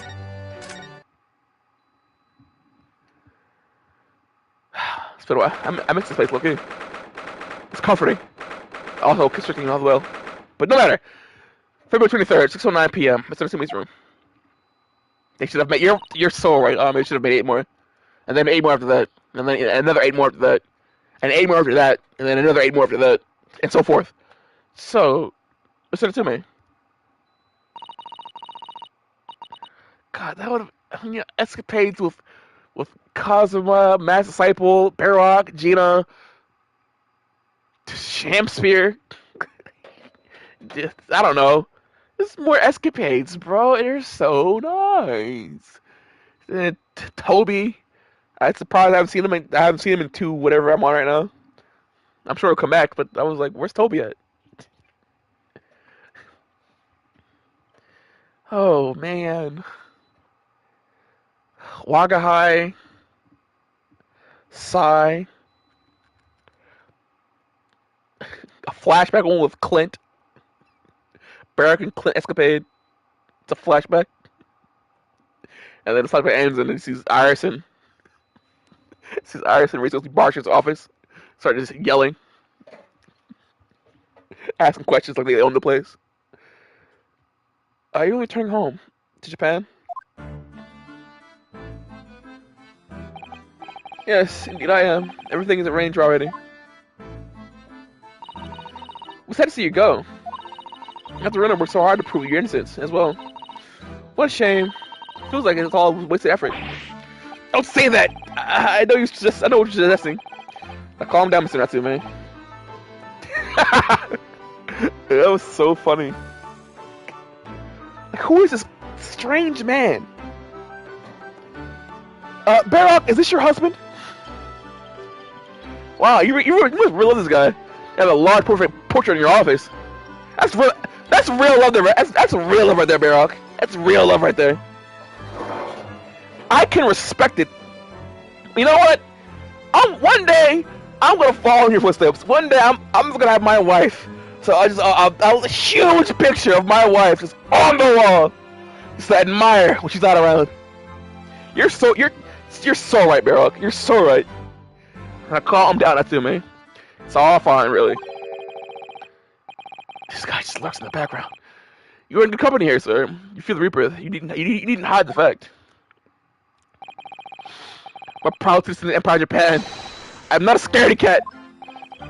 Talking of cats, Mr. Shum just actually threw one of them among the pigeons there. I mean, like, we belongs to Japan, not here. That's what I've come to realize. I wonder. What's this yours?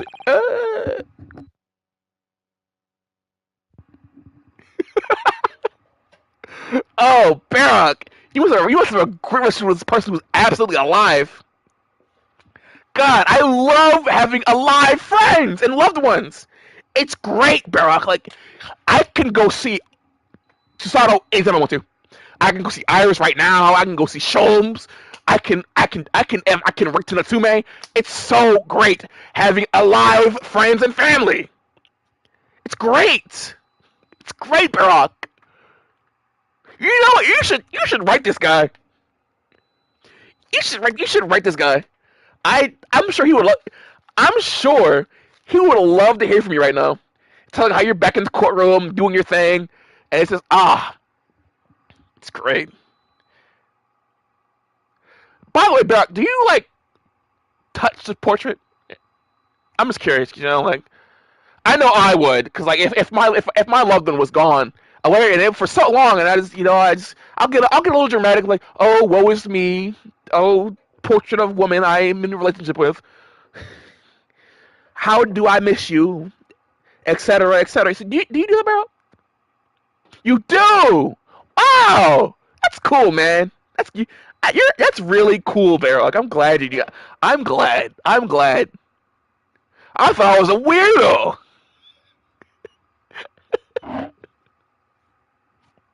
Oh, Barrel, how we love you. No wonder. Most of this is yours. An English student in London, I would say. There goes the Chomes, throwing another cat in. And when I arrived in the city, I noticed. He just gets furious. Everyone was laughing at me behind my back like hyenas. Hysterical hyenas, hiding horribly. Me too. He was so fun. I'm sure it's not true, Mr. Natsume. Oh, but it is. When I turned around, appeared out of the fog-filled streets, all I see is foreigners everywhere. Well, there is you know, and Susie here. So that's 3 foreigners out of 5 people. I take your point. Only the other day, I was taking a stroll through the fog as usual, when he man approached me from my head. He was pale and gaunt, his back arched like that cat. A bear of wretches moved me so deeply. I thought to myself, not only the one suffering is hell, but do you know what? Can you imagine? It was a reflection in the shop window. Damn! A stunning, superflying surprise. Don't forget to slap in the face. Everyone started laughing at me. Gentlemen thereabouts, ladies passing by. Even the man in the shop window. Ah, yes, a certain detective would like to include him on the mirthful. Ugh! I hate this guy! Mr. Shum was really going for something today. Well, I, for one, think you're a very handsome man, Mr. Natsume. Hey, did you hear that? As a 10-year-old girl thinks you're handsome. Isn't that wonderful? Usually they're a lot meaner than that. That makes me feel especially warm inside. But it's genuinely delighted. The point is, the Japanese are humble and modest. Studying on foreign soil, surrounded by the foreign people. How could anyone possibly enjoy that? No one could. It's impossible! If you're genuine Japanese. If you say so. Actually, it would appear that there is someone. A Japanese man who studied in a foreign country and seems to have arrived in the experience. There is. Yeah, my dad! Mr. Ogai Mori. I believe studied in Germany. Mr. Mori, pray tell us more of this fellow.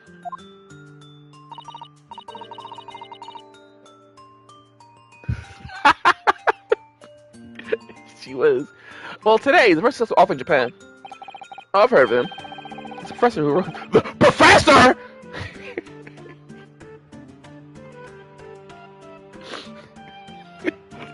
I've heard of him. He's the professor who wrote My Hime, is that correct? Isn't he? Whatever, who cares? My Hime? I suppose English title would be Dancing Queen. Dancing Queen?! On the scene?! Oh, I see. Tell the woman who walks her way through the world, perhaps? You really needn't make up a silly translation, you know. It's already officially called The Dancing Girl in English. Close enough. seems Mr. Mori greatly enjoyed his. Yeah, I don't know why I stopped. It seems Mr. Mori greatly enjoyed his time in Germany. He became close with cough cough. He became close to a local lady while he was there. Close, you say? Close, you say? A local lady? Women? Okay, pages. Criminally conduct. Well, I suppose your experience in studying abroad depends on the large extent of your character. As they say, many minds. Somewhere has an open mind, Mr. Natsumi. A close one. Possible say black and white view. Do you think, Mr. Sholmes? Well, anyway. That's how you feel about being abroad.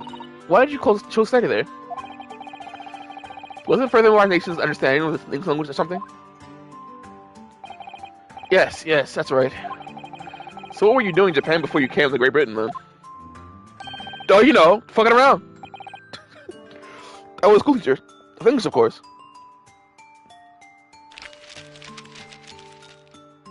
Wow. A bit cursory, perhaps, but I managed to discover some information about Mr. Natsumi's teaching days. That's just a little outside of the field of law, isn't it, Mrs. Otto? Well, let me pose you a question, Mr. Naruhodo. What's up? The other translate an English phrase. I love you. Japanese. What would it become? That moon sure is pretty. That's easy. Ashiteru or Tsuki desu. Tsuki desu, because I don't think Japanese pronounce the word you. Or that with the letter U. So it'd be des. Or is it desu? I don't know. I'm not Japanese. Wrong. According to Mr. Natsumi's teachings, at least. What? Just explain, Mr. Natsumi. Yes, of course. Okay, so yeah, it's des. I knew it was like, I couldn't remember. I could not remember for like, I knew it was one of them, because I read. Yes, of course. Your research was very thorough. I also used to tell my students, the Japanese don't express ourselves that way. Rather, we might say, Tsuki ga kiri desu ne. I go saying to you again. My Natsume, I must interject. Tsuki ga kiri desu ne. It's translated as the moon is beautiful, isn't it? I was kind of Japanese. I know that! And I'm over butchering it, by the way, I know it. I'm butchering the Japanese language. Poor me. The point is that we Japanese are resistant when it comes to expressing our emotions. First, our feelings of our action are Tsuki by appreciating the beauty of the moon. The Tsuki. Using the Tsuki to express the Tsuki. I get it. Oh, it's very play on words, I see. No, or language you might understand better. Bad Sholmes! It's not a play on words, it's subtle. It's humble, it's fleeting, and beautiful. It's art. Isn't it just being shy? Haha, yeah. Under fellow, fun dancing girl will forever be out of your reach with such attitude. But white women. Imagine how the great Mori would act. He would win the lady's heart in a flash, with a well-placed, unrestrained, I love you. That's smooth, Mr. Mori. That was just live in his shadow forever. So what sort of man is that imagination of yours? The fact is, I just can't settle this foggy London town with all its foreign inhabitants. That's kind of the number of different lodgings I've tried to before I found myself here. As it happens, I even lived on Baker Street one time. No, really? On God, Iris says?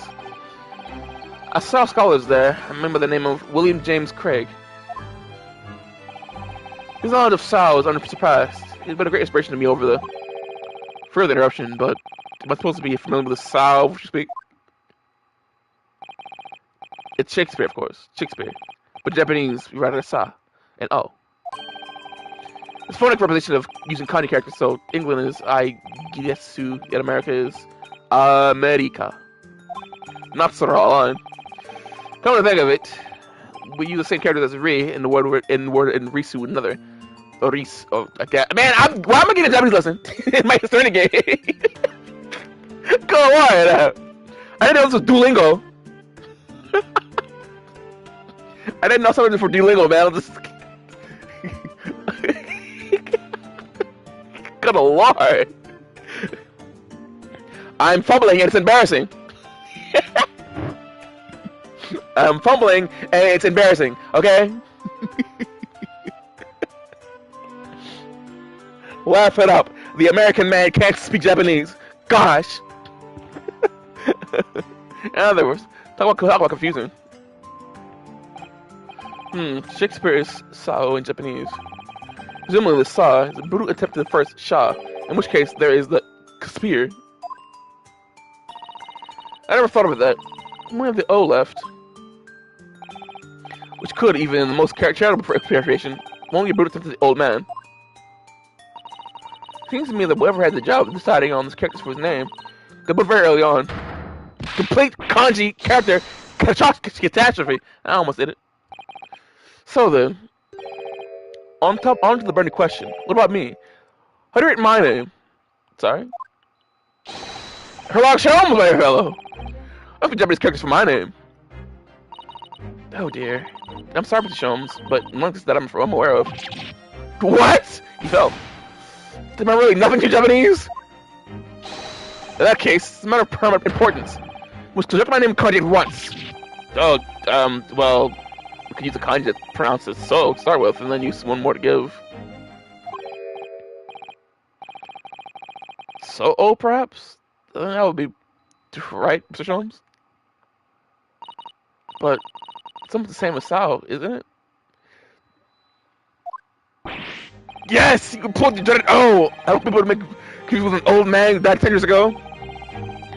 I'm sure the world's greatest literary figure would rather not be confused with you either. Oh, the world's greatest detective is still youthful and full of vigor. So how about... so handsome?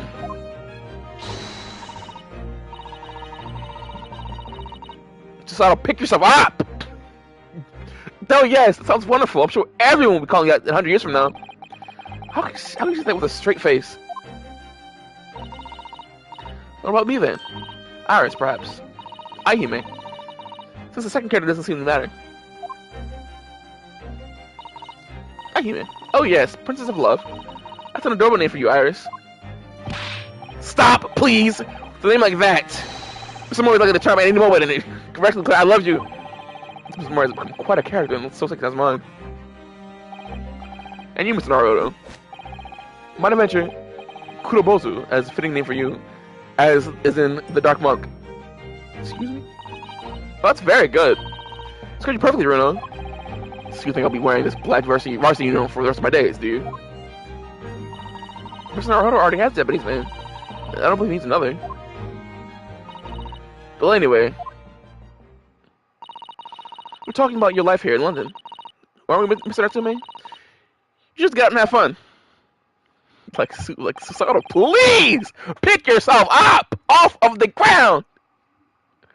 Atlantic said so much to me too. This is Gyarados, but it wasn't fun at all. It was frightful. Whatever do you mean? A cycle incident. An incident on a bicycle? Oh yes, come to think of it, that fucked up bike outside. God, how did that happen?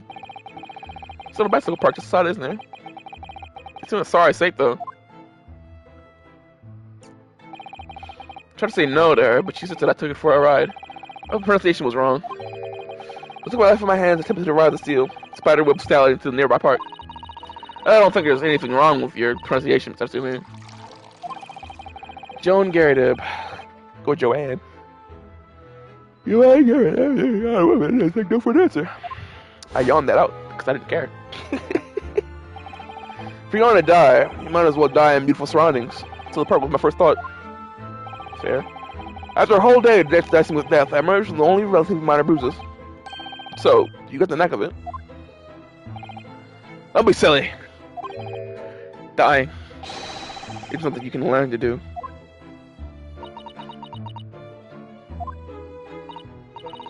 It's Natsume? Keep talking about dicing with death and dying and so forth, but riding a bicycle is supposed to be fun. Oh no, that's just what people tell you. What's an old wives' tale? Is it? I mean, just consider the real name of the vehicle. So called a bicycle for nothing. I was expecting to use an any vehicle to move forward is beyond me. Pedal, power, promises pain. I didn't think it was possible to get worse with practice. I'm not gonna be alive! Although I must say, after looking death in the eye for a whole week, I did at least manage to amount to sleep reliably. And notwithstanding a few wobbles, I found I couldn't make progress in the forward direction. What a triumph.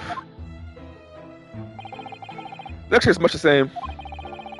First presented with a problem, the little exertion of trying to solve it leaves with bitter disappointment. After a week of picking one's way carefully along this path, reasoning and thought, one begins to see results. So is that why all of your off-the-cuff deductions are always seem half-baked? Oh, Susato, look at me. You can't keep living like this. I get it. Gas your goat up, but gas your goat up, gas your idol. But we have to draw lines somewhere, Susato. Our lines must be made somewhere. Anyways, what a wonderful insight to your extraordinary mind, Mr. Jones. Unfortunately, after wobbling down the street, I noticed there were little stones everywhere. Me? I beg your pardon, Ami? I am always standing on my own 2 feet. I have never touched the ground. Me on the ground? Never. I always stand tall. Strong, even. Unfortunately, I read that. Receipts! I declare receipts! Anyways, unfortunately, after wobbling down the street, I noticed there was little stones everywhere. Death traps. Not that way, I said to myself. The wild vehicle wouldn't listen. It wobbled on me and down the street. So of course I hit one of the stones! And crazy cult through me. It hurt. It's my luck. The icicles are the epitome of my pitiful life. I wish I could disagree. On the same subject, I'm sure there's a famous American author who's written about having similar experiences. Oh yes, I read that essay too, Iris. Some of them are better read than others. Well, no more bicycles for me. Almost Satsume. At least you have an interesting anecdote for take with you back to Japan and nothing else. You always manage to put a positive spin on things, don't you, Mr. Sato? Personally, I haven't mounted a bicycle for some time. No, me neither. That's good. So how about a jaunt? We should all ride together. Huh? Sounds great. I'll perch behind Mr. Sato. So Sato, you ride. I'll sit back. I'll sit back and you do. Sato, let's get the hell out of here. You're better suited to ride this bike than I am. But the sun's going down. We pitched up for long. Lunch shipments are very bright, you know. And the fog isn't too thick today. My beloved ride is all bent out of shape. My dear fellow, you're about the top of the vehicle anyway. So it's already bent out of shape. So then, come along, Mr. Satsume. Shall we go?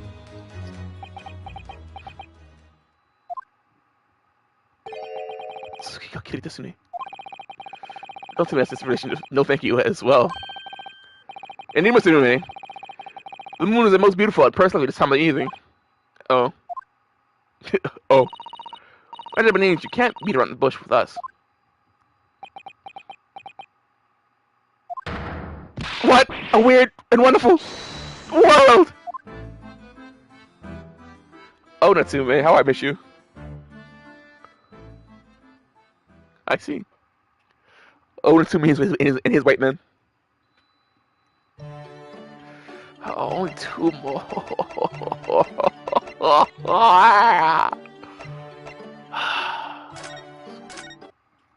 God, they're so good. I like them a lot. And there's one more. 30th April, 12:20 p.m. Bribery Road. Oh, gee whiz.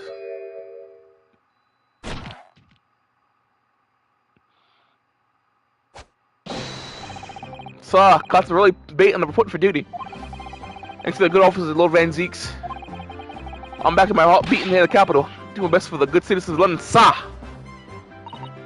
My Rolly, back in his Bobby uniform.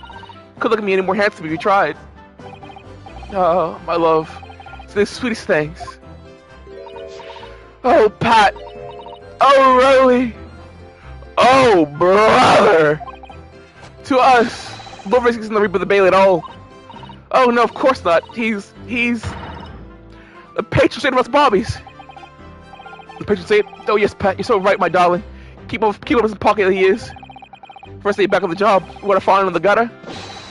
A shilling, my love, a whole shilling.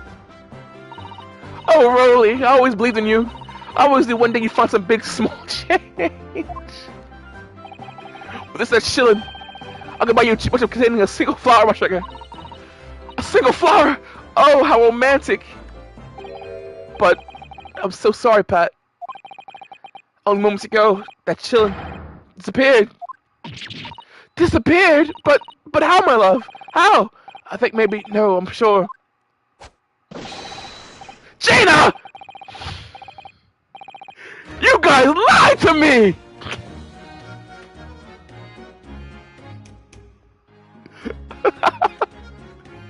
I was lied to! Gina jump scare! Oh! I didn't see that coming at all! Oh boy. I need a moment. Cause I was genuinely shocked. I was genuinely surprised. I was, whoa! Hey Gina, how's it going?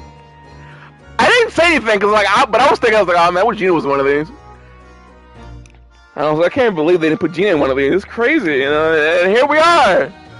Gina, hey! Whew. I guess. Oh boy. Gina, hi. It was great here, sir. It's my precious chillin', didn't you? You cheeky little diver. Hey, Gina. Blimey. Took your time getting around to me, didn't you? Well, that lovey-dovey stuff weren't ever gonna end. I bet it is funny to guys like me. I bet it's hilarious to see me like, oh, anyways, and then just moments later, gasp! I've been led astray. What is that? My money? Please, my money. Here's my money. Sorry. So a shilling, you say? Live from you, what? Done nothing about it. So what's the evidence, eh? Right there! The evidence is dancing around in the back of your hand, young lady. You stole it from me. You lifted it from my pockets now. You've got a nasty from my Bobby. Clobbers! This coin is mine. How can you know anyway? How can you know it's taken just now or not? Dear me, you don't think it, do you? You've only got a penny to our name. It's not cool for us heavy to me as a bar of gold. Yeah? I'm telling you, the moment I left my pocket, I knew. Let myself get good £5 later. Ah! Yep, that corner's got my blood, sweat, and tears all over it.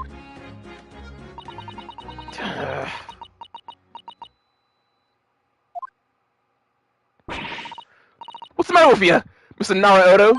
I'm just chilling, man. Me? Sorry?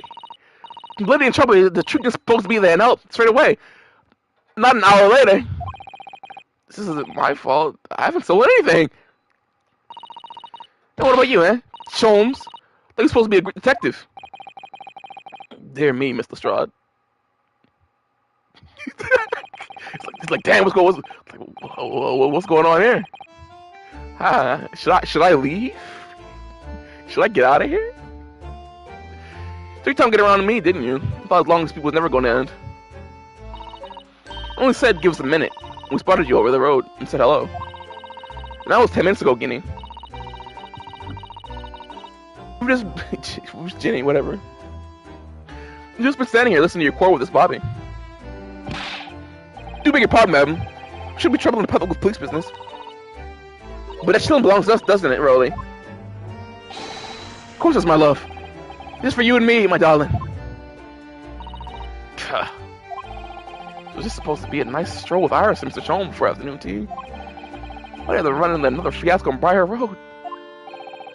I don't really see how we could be of any help, Gina. There's no way of knowing who the coin really belongs to if we just dropped it in the gutter. I won't be so sure of that, Runa. What? I have a feeling I might know the answer to the question of whose coin that is. Ah, my bright young Gallagher. Let's hear your deduction.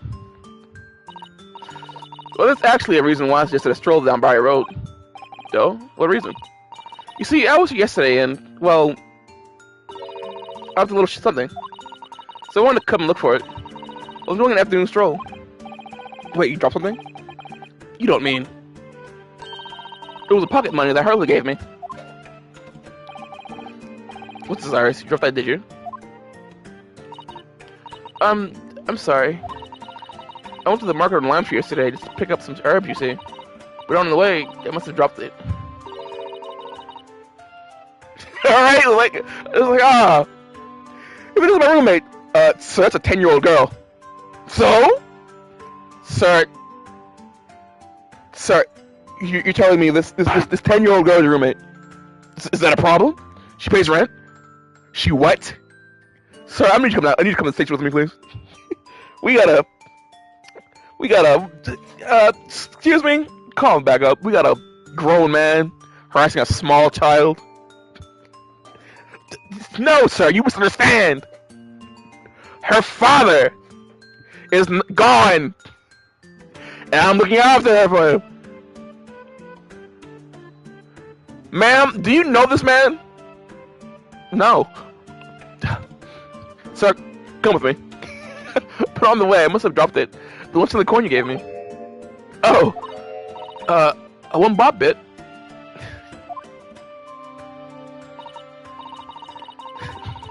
Yes, when I thought back over the route I realized I must have dropped it here. Constable, you haven't seen it, have you? It's a little pocket money, now it's gone.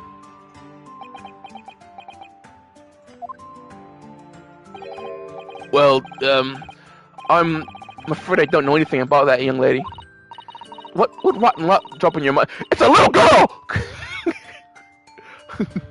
Give the little girl a goddamn coin back. Well, and that you have it right now. What rotten luck dropping your money like that? Sorry. I said a constable with his companion could give you a run for your money with their wide eyes. It was all the same to you, Mr. Holmes. I think I've heard not to be used as the yardstick for looking guilty. Well, tough really, ain't it, Iris? You dropped it, so it ain't yours no more. Gina! Anyway, you know what they say. What goes around comes around. So for bad. Bad luck, Iris. It doesn't look like you're going to get your coin back. Oh. I can't believe I lost it. And Swift early gave it to me as well. Yes, regrettable indeed. I seem to recall that particular coin was rather significant. He said, they say, damn, anyways. Little girls, finders keepers somehow. Finders keepers. What do you mean significant? To be specific, it was significant to you, Me? Specific to me? You don't mean. It was a coin from last night's wager? The very same, my dear fellow. What's this then? What wager? The game poker. I do between Hurley and Runo. Poker? What? A tricky card game, you mean? The lawyer had the perfect poker face. You'll never be able to tell what I'm thinking, said he. But the profit missing of his entire fortune was easier than finding that missing thoroughbred. It was so infuriating. I reliving it now makes me grit my teeth. Sorry, Iris. I had every intention of paying you back the money I owe you, but I'll have to wait until I'm afraid. Yes, I know. Don't worry. That's what that's fine. Let me guess, Odo. Your old fortune. It was 1 shilling, my entire month's stipend, and also all of it. Because I handed it over to Mr. Sholmes, I gritted my teeth, so I handed my my gum started to bleed. Please, Bruno, don't exaggerate. It's a horrible image. What about a lawyer who borrows money from a 10-year-old girl? Look, I was gonna pay her back. I'm not. Look.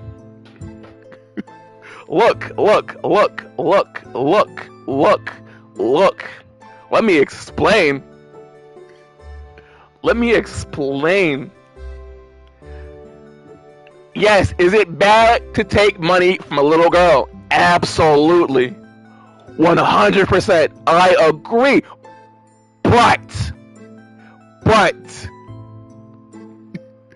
But taking money from a little girl with the intent of giving it back to her is totally fine. And also, right? How are they saying this? And they don't want to give a coin back to the little girl? Like, excuse me? Why do I feel like my reputation with a couple just fall to the floor? He laughs. There are a few things more integrated in the ticket man for all he's worth. I'm so pleased with that, fairly. Some of Bruno here have a chance of winning. Wait, what? What do you mean by that? Bruno, he cheated. Gasp! He cheated! Well, using that special ink I developed, anyone could. Thank you, Iris! That will do. I'm sure this conversation is proving very dull for everyone. No, hold the phone. What's done is done. Game's over now. There's no point in crying over spilt milk. Special ink, you say? Well, sir, that sounds like sort of risky business right up my alley. Oh, Roly, hell of your dauntless spirit. You laugh in the face of danger. Oh, golly. Come on then, Iris, spill it. What's the special ink about, eh? This is your man's, Ami? Is this your man's? Gasp! You think you know somebody? Well, it's sometimes called invisible ink. I had to use right stuff in the suit, the number of this right outside each card. Okay, but yes, you all, but okay, yeah, but you also are you not also a Sholmes enjoyer? And with the aid of some special glasses, the whole game is laid bare to you. Wait, you were wearing glasses last night. Why aren't you, Mr. Sholmes?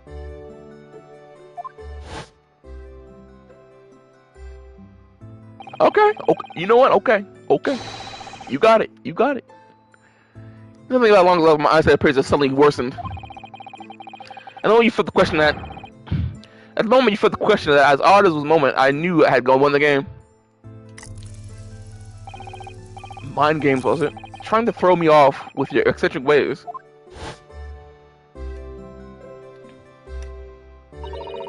So you're telling me Sholmes could see every card with auto ad?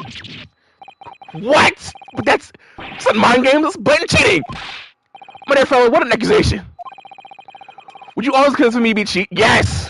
Please, I'm a trickster. Oh, brother. Whatever you call it, the game doesn't count now, understand, Mr. Sholmes? Dear me. Well, out of respect for the bad grace with you to take defeat, allow me to return you shilling. Did you hear that, Gina? So give it here! Eh? Leave me out of this! It says one ball bit from Mars from the start, no question. No, sir, I say there's one ball lifted from there while we pocket only a few minutes ago. So you keep saying. Come on then, where's the evidence?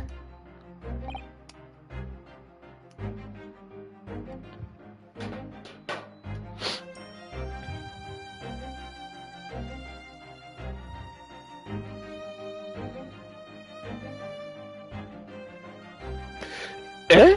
So anyways, the law, right? It's all about evidence. I know my stuff.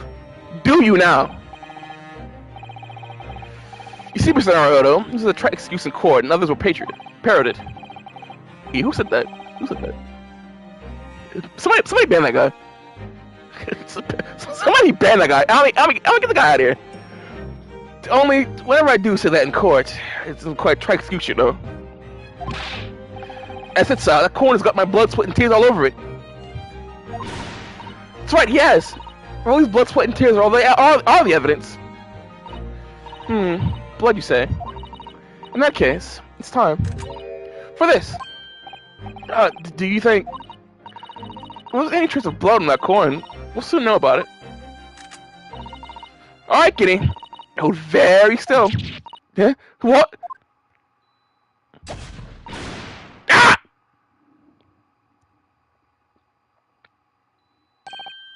Look at that. See that on the coin? It's clearly changed color. In other words, there's blood on this coin. Once again, I said, that would be my bull twin tit. Oh, wait. I've seen blood turn that color before. Yes, I know whose it is. I know whose coin it is. What? Right for all of this blood stained shilling is... Bruno. Me? Oh yeah. When they later tore from my hands because I did not want to get that shilling up. Huh? Me? I mean, appearance of the blood, I would say it's quite fresh. Left within the last 24 hours. Within the last... Ah! Then in that case... So, this is the coin what showed that off last night in the poker game. Oh, Ronan, do you mean you really did make your gums bleed? I told you, I was so infuriated to lose. I had to grip my teeth as hard as handed over the money. Blow me ears out, the sound of it. But I thought you had a proper job. Come on, Gina, hand over, would you? The shilling, that's rightfully mine. Oh, fine, alright then. Stop your bleeding, staring. Thanks, Gina. I'll pay, personally, I let her have it. Yeah, that's just me. A lady in trouble, ma'am, have the coin. I don't need it. I'll find something else. I'll find a way.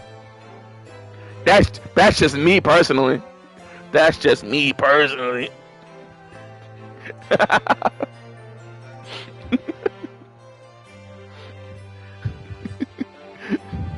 So real.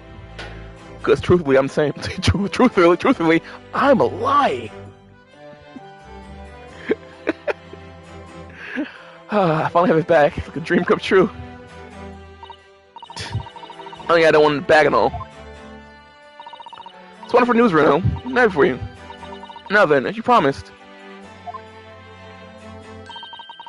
I'll come money back, please. She didn't let you before. Ah!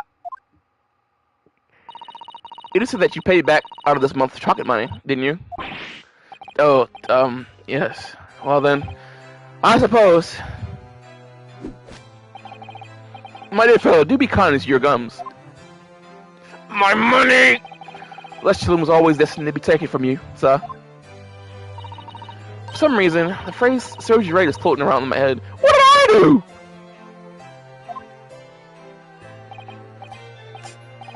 So, Iris, as promised, here is the shilling I owe you. Oh? You're paying me already? Well, thank you. Next month would have been fine, though. So what's about anyway? What are you letting autumn money for? Oh yes, well actually, it's because I went to the Lime Street Market yesterday to buy herbs. For Runa. Herbs? For Odo? Yes, the tea Mr. Sada left behind is top quality Gyokuro tea, but it's just so bitter. So when I was just mixing it with some herbs to make it more palatable, I asked her to buy me some. That's right. I mean, a special Japanese herbal tea with the Gyokuro. I'm gonna call it the special blend. I do hope you all try it. Excruciating bitterness clings to the throat. If you can persuade the bright green glop to leave the cup. Why, it sounds quite delicious! Of course you would say something like that. Yeah, right. Oh, wait, this is a Susato gone, right? Oh, I didn't realize. Susato? She's gone! Oh. Woeth is me. When do these escapades take place anyways? Yeah, right.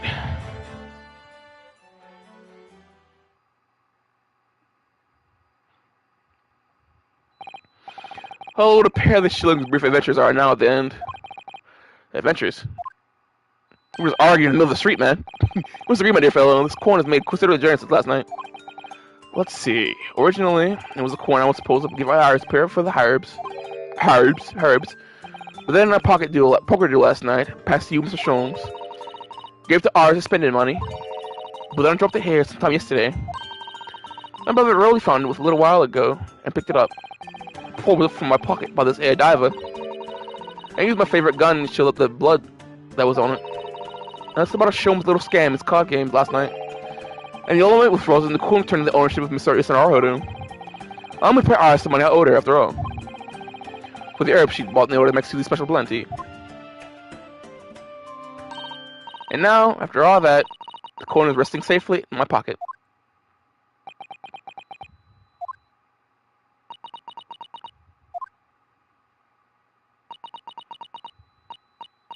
Yeah, you're right. That was an adventure. But we're supposed to take away from it, innit? I don't know why it's in it, anyways. It is one shilling coin blows Iris and Iris alone, I think. I thought for your observation scenario, though. Well, you know what they say. What goes around comes around. Oh, Iris. I was feeling Iris when it was coming around the head since the very beginning. He laughs at me again. Priceless, as they say. Oh, then, my dear fellow. How this evening we indulge a bit more tea and a bitter rematch. I don't allow you to the coming month. Shut up. I don't allow you to this coming month spending money on the events. Honestly, I fold.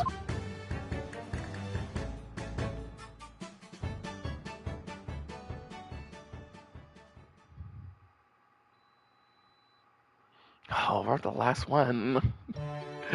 Oh no! It would be funny. It would be hilarious if I read. You know, I'm reading it now, and Gina's name is right there.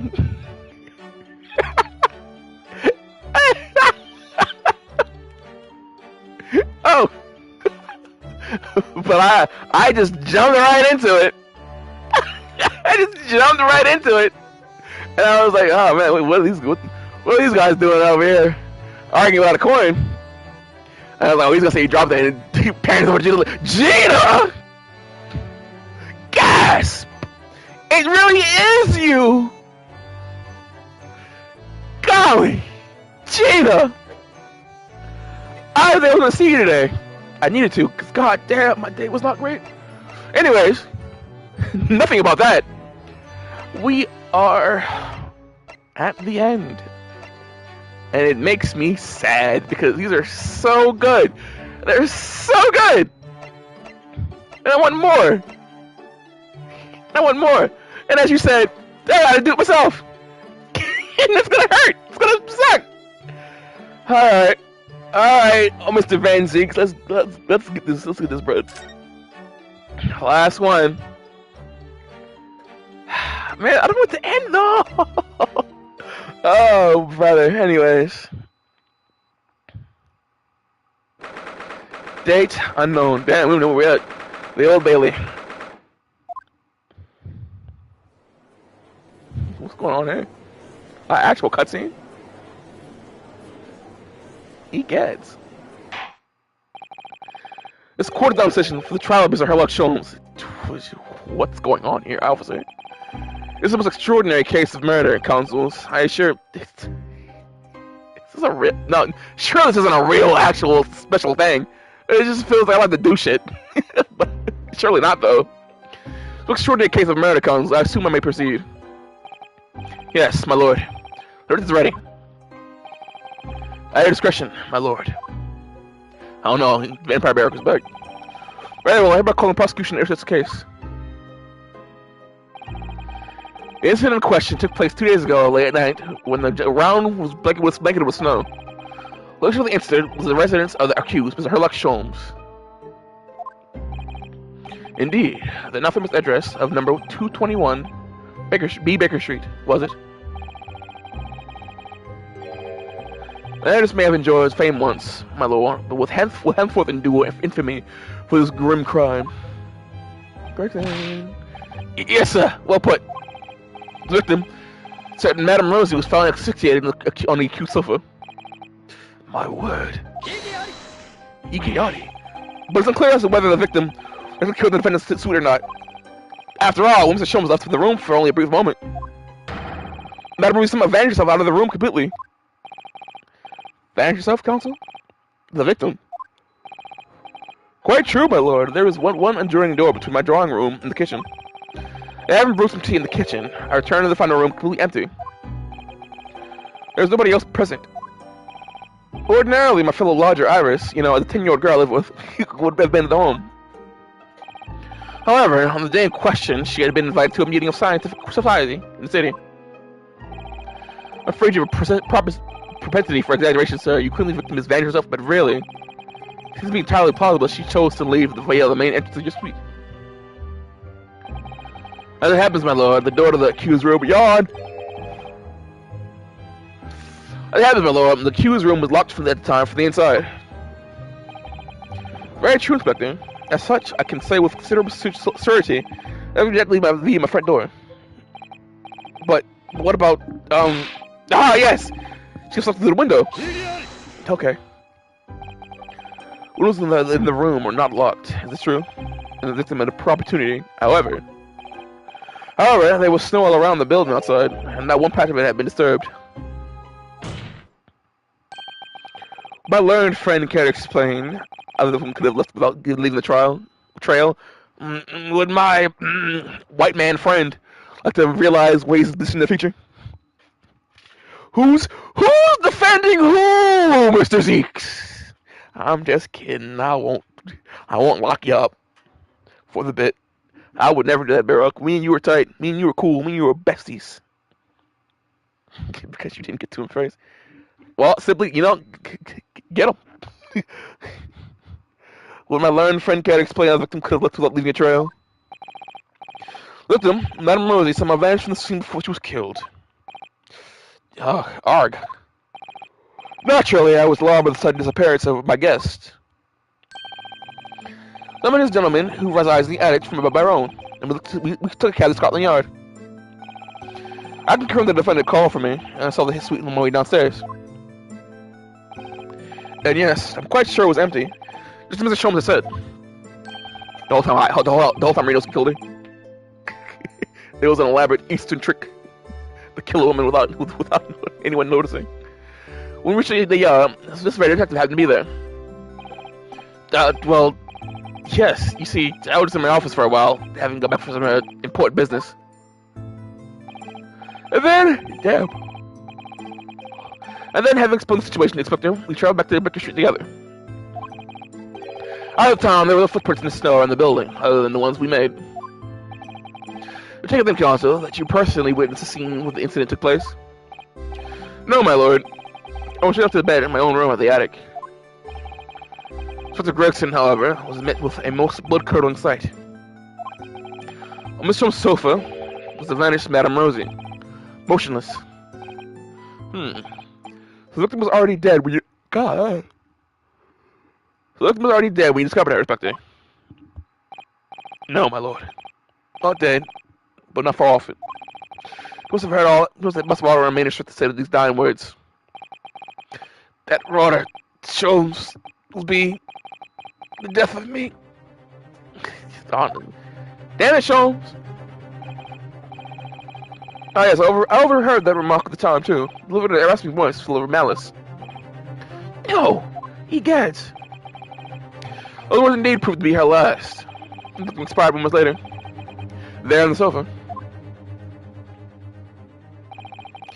The cause of death was identified as damage to the respiratory tract as a result of strangulation.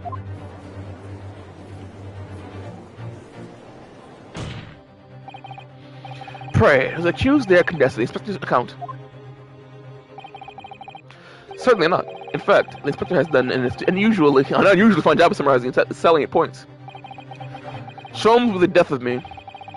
Damning departing words indeed. In her final moments, the victim named her killer. You, Mr. Herlock Sholmes. Iggy Adi. But the defendant has no reason to take the victim's life. Perhaps you could tell the court, Mr. Sholmes, who this Madame Rosie was. Oh yes, of course. Did I ever mention it to you? I started that shit, whatever. I extended an invitation to her that evening, though she's laqueous to the extreme, loquacious or whatever. The most trivial of matters, she could become a quarrel when I was only too pleased to leave her to the prince to make tea. Great. appeared then that accused did in fact have a motive for silencing eccentric guest permanently. Put the tenuous motive aside, what about the other mysterious surrounding the case? I'm inclined to agree with the defense. There remains a number of insecure details. There's been looked into the disappearance and the subsequent reappearance, leaving no trail of footprints, for example. That's right, the crime described as the prosecution could never have happened. The victim named the accused was dying of breath. It seems to me that my learned friend has overlooked a significant detail here. Nonsense! What have I overlooked? God, the point! The man in the dock, the so-called Greek detective, always proclaims the following bold claim. There is no crime beyond the realms of possibility. No mystery beyond my powers of reasoning. Arg. Oh shit, he's getting turned! So, Mr. Sholmes, you will have no difficulty explaining how the crime thus described could take place. Maybe. Therefore, I propose a toast to the great detective upholding his name. But of course, where to put my mind to the matter? The crime would immediately appear to all those present and be if entirely feasible. Please, Mr. Sholmes, whose side are you on? All you need to say is, no, even I can't think of what crime that could ever have been committed. Let the accused admission not be noted by the court. The crime may appear impossible to us mortals of inferior mental capacity. This man alone claims to know exactly how it was done. Oh, hold it, pal. Look. Now, hold on. That's a very fragile argument. Oh. Thank you, counsels. I believe I've heard more than enough to proceed my education. The accused detective did, in some obscure manner, willfully murder the victim, Madame Rosie. Therefore, I find him a defendant. Well, bye, Sholmes. It's been real. Let this man be taken from this courtroom, and in some quickly executed manner, sanctioned for his crimes. Court adjourned. Well, later, Sholmes. Never mind, hold it. Hold it, guys! Hold it! I'm not done! My lord, please. Should the mystery surrounding this case are known to another besides the great detective? What's this? Paul, my word, Mr. Naruto, you're coming along wonderfully. It is a fundamental truth about this case, I believe. Which would be, detective? Well, the truth of this case is known. Only the true culprit, obviously. Is that not so, Gregson? Eh? What?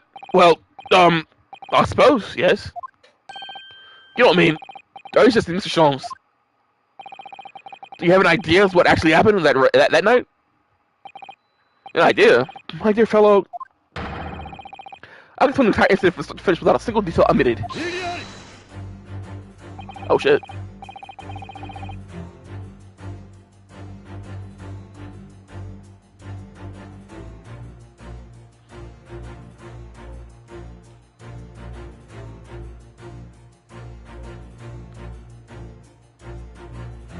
So anyways, seems the detective has failed to grasp the situation. Pray, Miss Reaper, which of us has truly failed to grasp the situation? I wonder. The answer be this. Given prior to the incident, the victim suddenly vanished without a trace from your room. If so, how did Madame Rosie disappear? Don't worry about it. Well, naturally, via the window, it was a drop throw. But that can't be. The room was a whole story above the street level, and anyway, no prints were found in the snow. There are a number of ways one could avoid leaving the tracks in the snow, surely. Such as? Flying, for instance. Excuse me? A fatuous notion. And to where do you propose that they flew, Mr. Sholmes?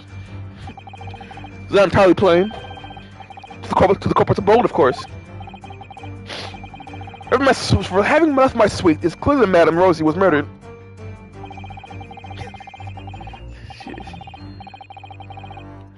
What is going on? What is going on? You want to consider the cruel irony, if you will. By her own volition, she flew directly to her death. Your Honor, get me out of here. You feared that the victim's corpse was covered in your own sofa? No, because her killer carried her back there. You know only bad have their own helicopters on me. But what about the lack of footprints we saw in the snow again? Then there just weren't any. Other than our own from when we returned home ourselves. By our footprints, you refer to your own and mine. Are quite right. But there were those of another. On the night in question, there was one other person who could have conveyed the victim to myself. What?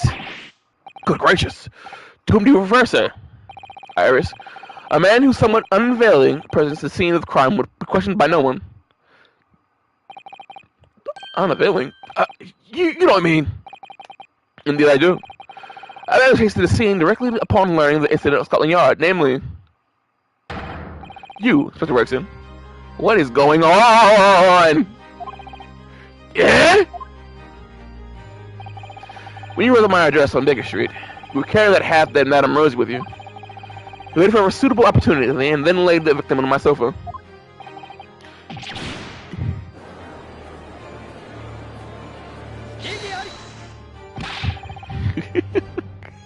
She was.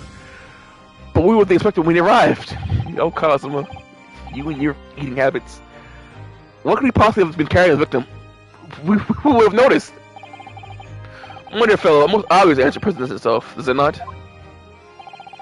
The victim is rarely, if ever, without his overcoat. The victim was simply conveyed in one of his many pockets.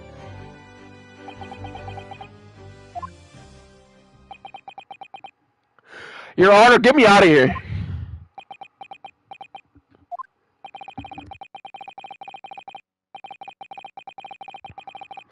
I fail to see what makes the detective so great, but I can say one thing with great certainty. A human body cannot fit in the pocket of an overcoat.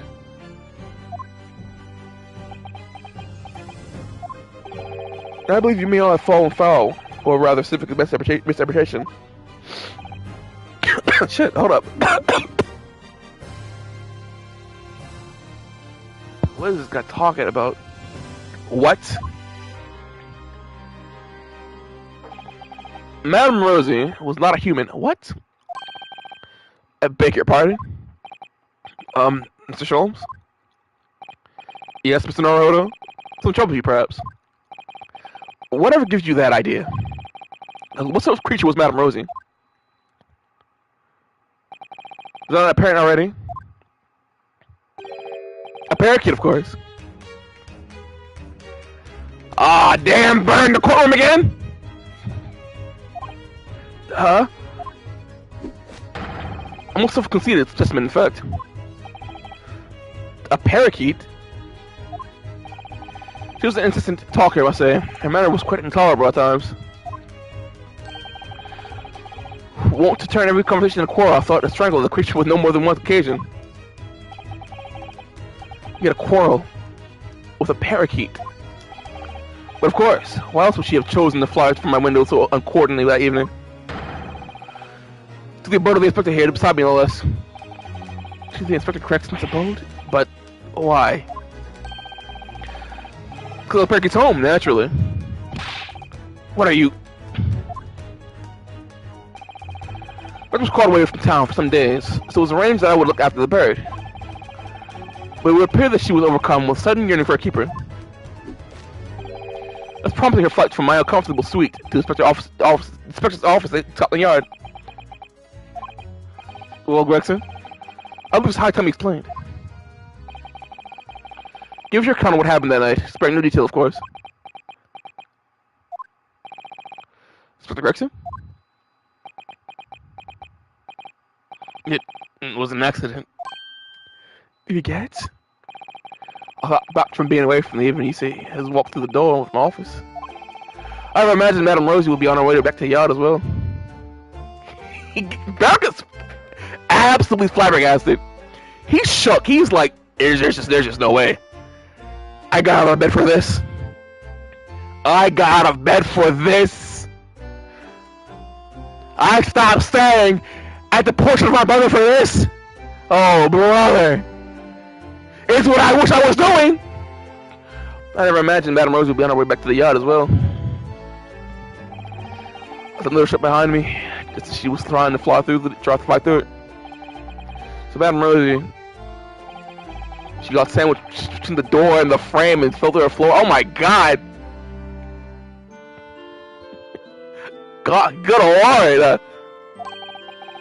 Never to move again because of me.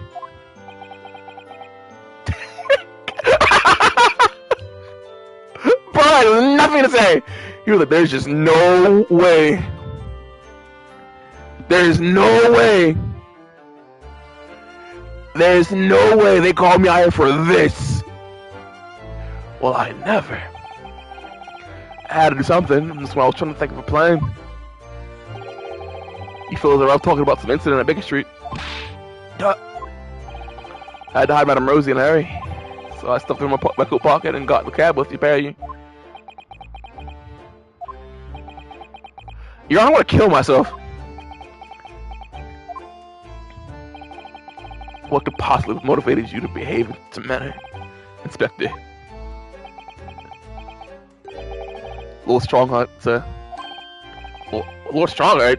Please tell me I didn't hear that right. It was Local Justice who asked me to look after that bird in the first place. She lived with the pigeons of the Supreme Court until then. But apparently the other birds had started to pick on her. And now she's dead! Wow, no good ending. So for the past 6 months or so, I've been caring for her in my office in the yard. I see. Something happened to that bird. Just imagine. No pay, no time off for the rest of my career. You mark my words, this was gonna happen. Oh, Madam Rosie, you were the best of them all. That's why those dying words, Inspector. A quarter earlier, that Madam Rosie spoke with the name of her assailant on her deathbed. I'd rather show him with the death of me. And she did. Quite uncalled for when you agree. But those words are your true feelings, are they not, Mr. Inspector? Clearly speak of me often at your office at the yard. In this disparaging manner. I know that many people took delight in mimicking. Well, come on! I mean, have you read this man's monthly edition of Rant Magazine?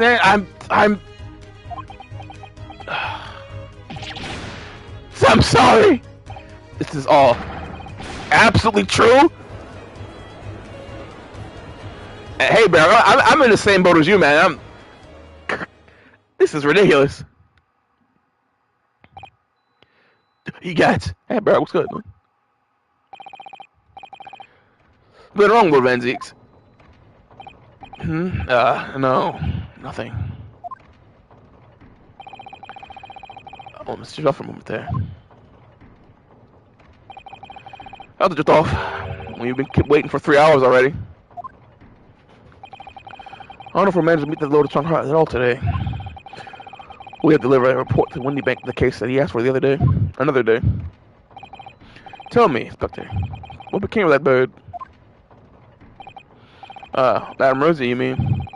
She had a narrow escape, but she lives! I haven't looked at it not long ago, actually. On Strong Heart's orders. So, but the pigeons will accept her now. Something I was shocked to hear that she'd been crushed in the doorway of your office. As we were all under the misinformation that Madam Rosie was a person. Sorry about that. It was a Strong Heart's demand that... Oh, good. You're here. Sup, Brass? It's me. I apologize for my tardiness. I'm exactly 3 hours, 24 minutes, and 57 seconds late. Oh no, my lord! Oh no, please, don't trouble yourself. Nothing gives us a greater pleasure than standing here doing nothing for hours on end. Hardening. So let's hear it then. Your report.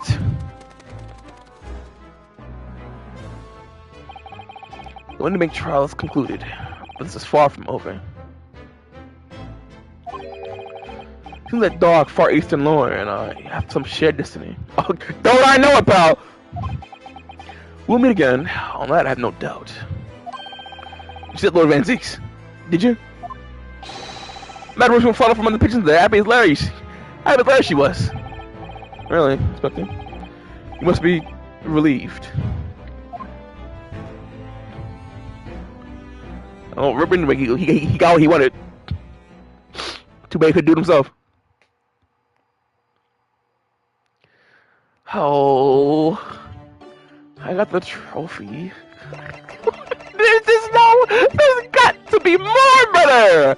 There has to be more.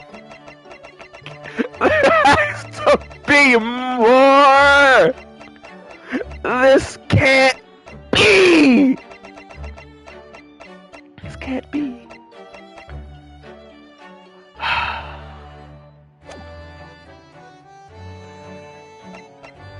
Just. Oh. Well, there's always these that I won't be streaming. And it's like, should I stream these? I don't know. Like, are these warranted enough to stream? Or I just say fuck it and not do these? I don't know. I did watch this one. Like when I first got the game, this is the only one I saw. I haven't seen any other ones, so I only saw this one. And just basically Renoski and things talking it up.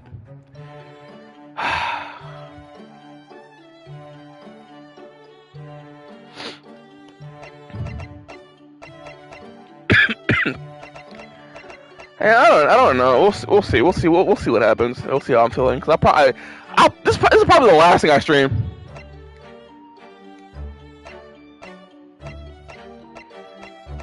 Yeah, this is probably the last thing I stream. Cause I know when I beat the game, I am not gonna wanna leave. Cause I'm gonna be like, hey guys, you wanna watch some fucking movies? Cause you guys want some movies together? You know, just huddle around and watch some movies. Cause God, I know when this game is over, it's gonna kill me. It's gonna kill me, bro. It's gonna kill me. I'm gonna be dead. No, man. Just sigh. Sigh.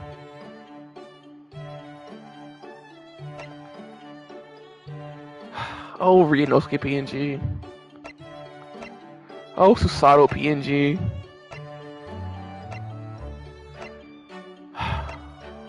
Oh, brother, I don't want this game to end. I don't want this game to end. Sucks. This is a good game. This is probably the best game I've ever played in my life. Peak even.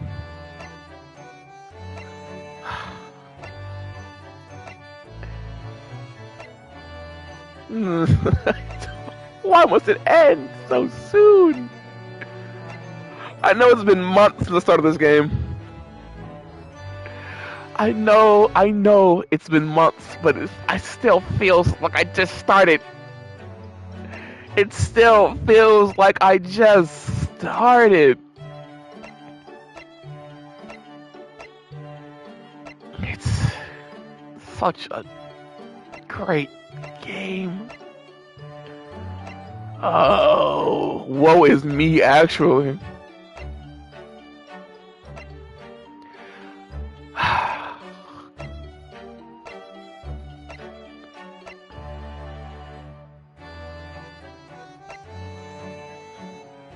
I might replay it immediately. I might replay this game immediately. Racist PNG?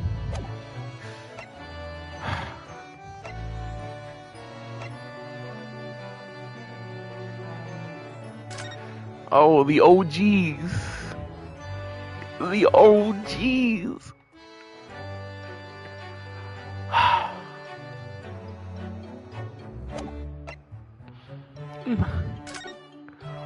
Oh, Wagai, you little stinker.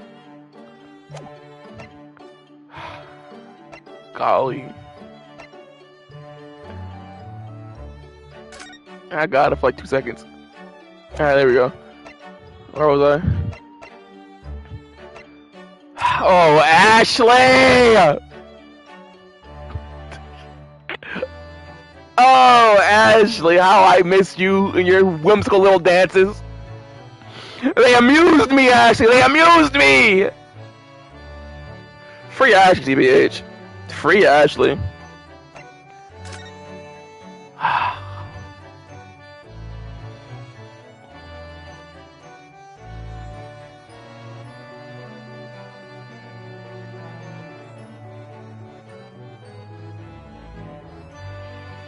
Ah, brother.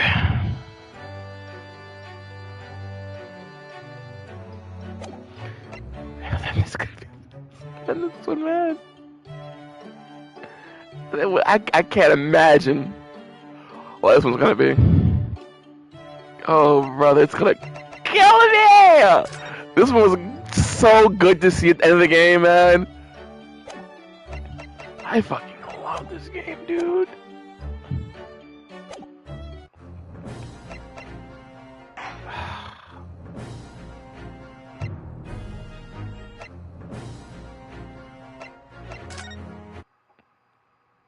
I didn't even do that, by the way. Hold up.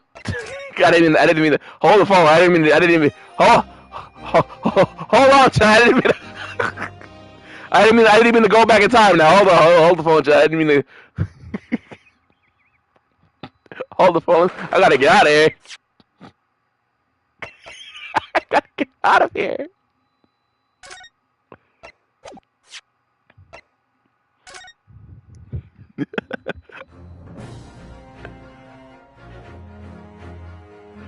Oh, the first playthrough.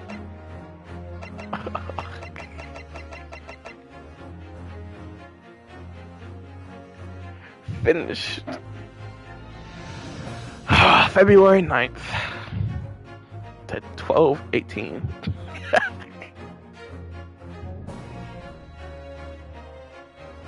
Gosh. Why is it?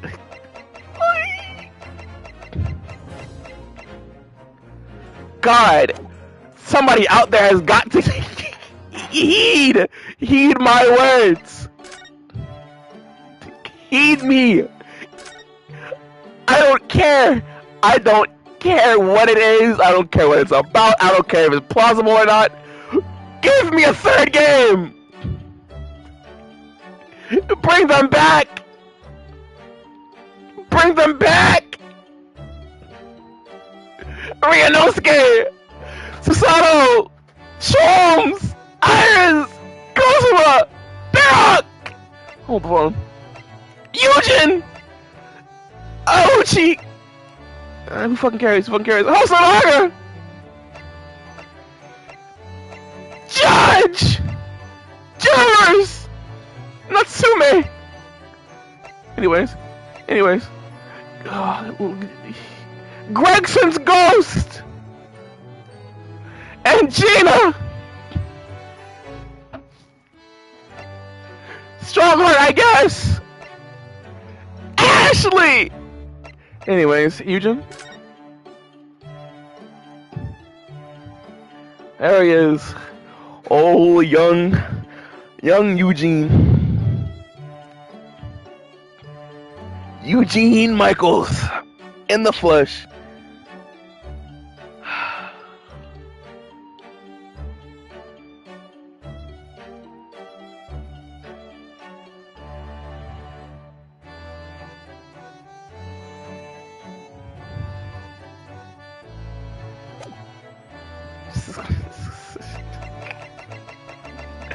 It's not fair, man! How do you drop peak? How do you drop actual peak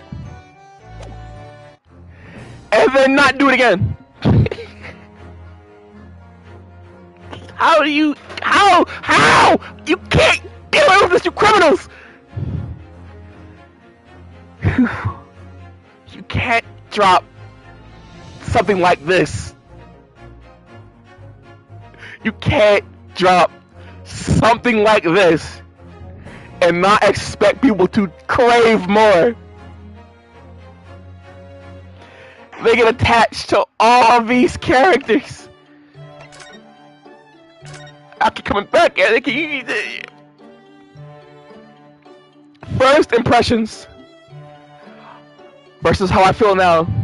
Look at this weenie. This guy's a loser. Yeah, I bet he's a crybaby. Let him out. Let him out. Impressions now. Oh, he's that boy for real. He's that guy. He's my GOAT.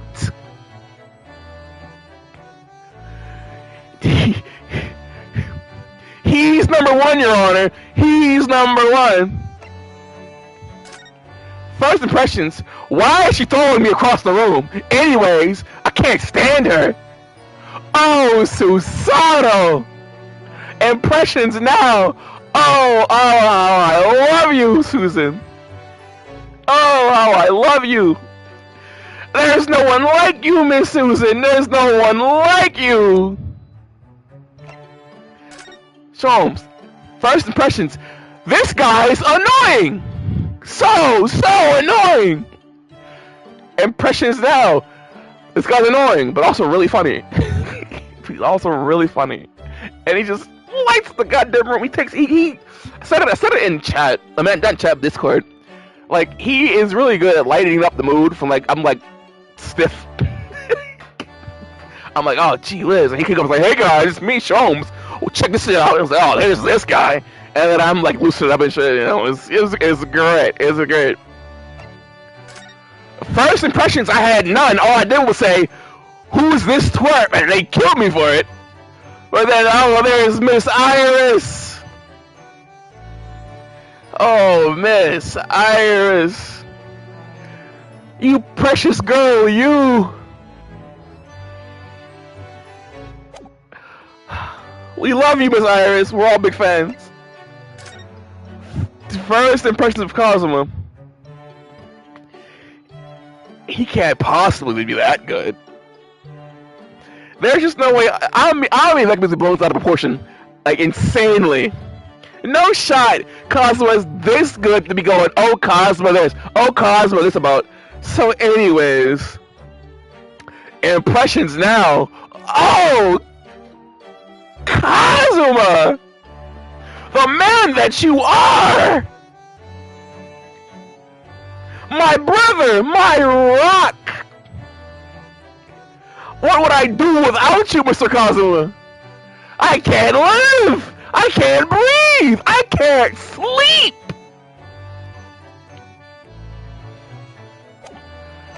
And then Barrock. I don't actually remember my first impressions of Barrock.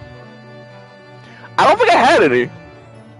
I was like, oh, he looks cool. I think that was my only impression of Barrock at first. I was like, oh, he looks cool. And then I felt like and then I heard his voice. I was like, oh wait, he's Wolf from Melty Blood. Cool.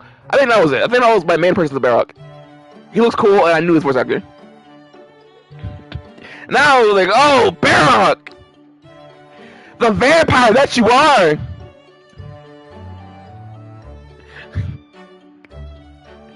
Dracula's cousin himself. Oh, Barrock, you funny racist man, you. We love you, Barrock. You're so compelling. And then we got, you know, I never had. What's up, man? How's it going? What's up, Doc? Still haven't even. Don't get me wrong. Don't get me wrong. I do like Eugene Michaels. I do. He's barely here that I don't have much of an opinion on him. He's barely here that I don't have much of an opinion on Eugene here. And then, you know, he just, you know, it's him. It's him. What more is there to say? Oh, Judge. Anyways.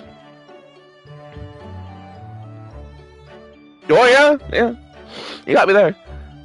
I did like these two, though. I will say, I did like these two at the beginning of the story. I mean, the first case.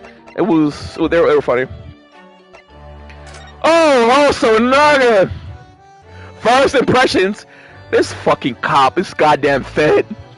I hate this guy.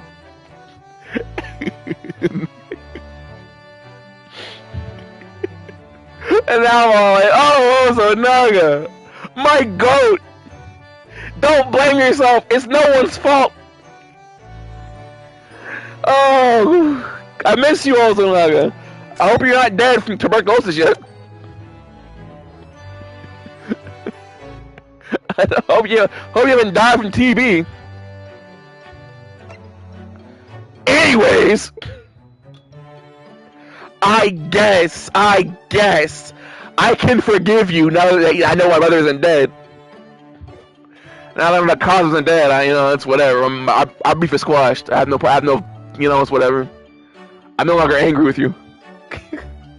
I can finally let the anger go. I'm free. My anger has been released. My spite, my hatred, all of it, it's gone. And so, hope you're doing okay. Whatever, I guess. Have a good life, or whatever. Anyways. Oh! My ex-wife! Turn number 2! Anyways, that's in the past.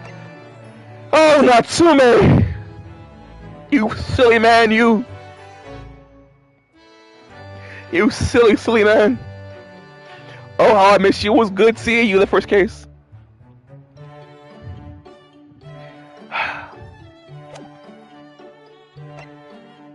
Oh, who cares? I got...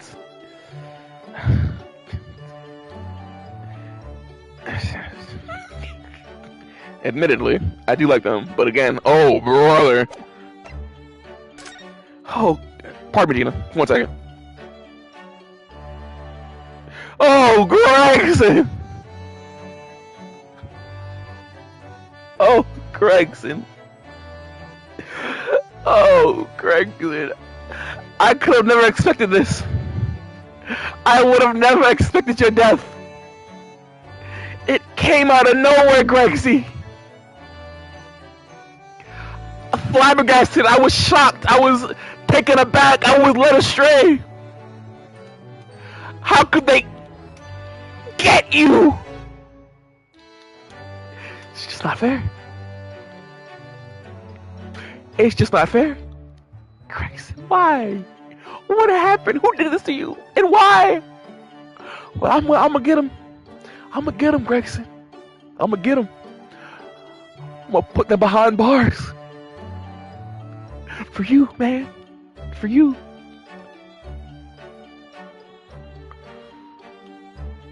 Admittedly, first impression of Gina, where she's cute. That was genuinely the first impression of Gina I got. I was like, oh, she's cute. I like her. And then I pretended to like her less than I actually did. For months. For months, I was like, oh yeah, she's cool. Yeah, she's cool. Yeah, I like Gina. She's alright. And then one day I was like, you know what? Fuck it. I love me some Gina. Oh, Gina, the woman that you are. I love you.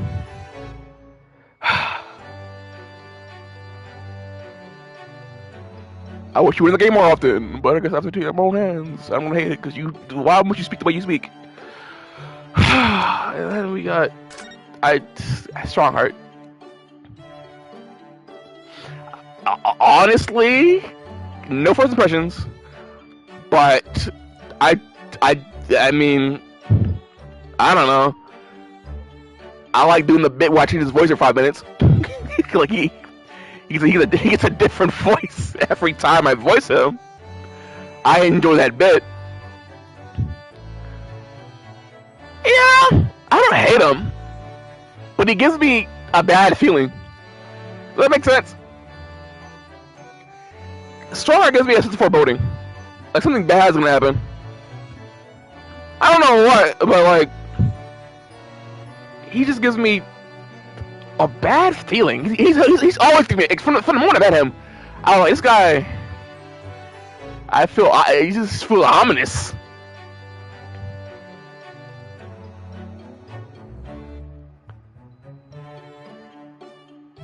I guess he just oozes. He just oozes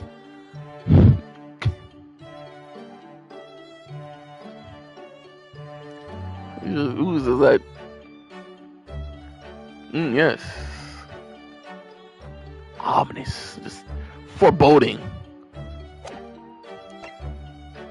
And then we got Ashley.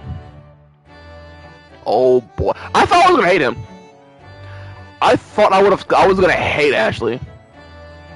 Like genuinely, I thought I was gonna hate this guy because he was like, oh, he's pointing a gun at me. He's being an op. He's like, he's you know, the bad guy. And then I just, you know, get him in the court and it's like, oh, he starts dancing. I was like, oh, this guy. I fucking love this guy. And his backstory was great. Fantastic backstory. I fucking love this guy. Oh, and then getting rid of McGill. I hated that guy. I hated McGill. And then, oh, the dynamic between Kazuma and Reinosuke is also just absolutely fantastic. Like, even after Kazuma was gone, and then Reinosuke doing everything for the sake of Kazuma and whatnot, and then Kazuma coming back and says, "Hey, it's me, Kazuma.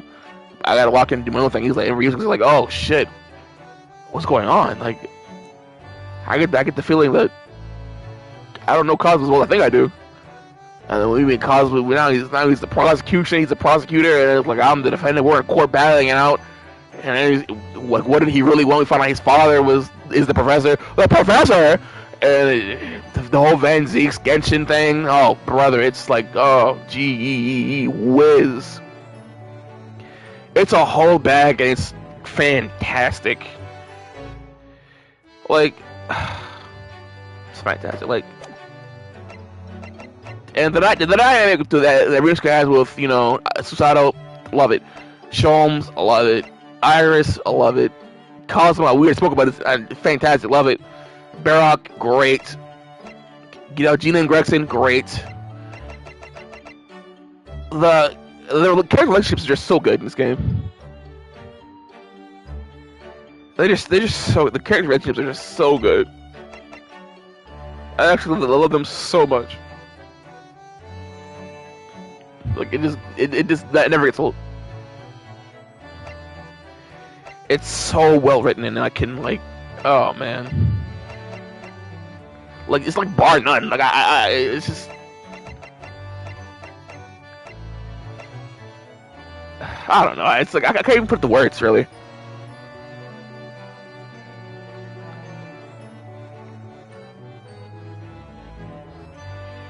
Oh yeah, of course, definitely. Like you definitely can feel that. You know, each of these characters definitely care about each other in some capacity. Because even Baroque, like, you know, it's like, you know, I remember at the end of the game, first game, he's like, he had that moment with him at the end of the first game, and that was so good. That was so good. Then now, and then the moment with when we talk to him again when he's in jail, and he gets we get to defend him, it was so good. Him being like him, this him laying his heart out there, and it was like, look, I understand that I shouldn't be feeling this way. It's illogical. It doesn't make any sense, but I have to. There's just no. Oh man, I have no outlet for this. I need an outlet, and I'm sorry, but it's you. Because one of your people killed another, and it's just like, oh brother, it's so good, and I know there's gonna be more crazy shit happening, and the rest of this case and the next.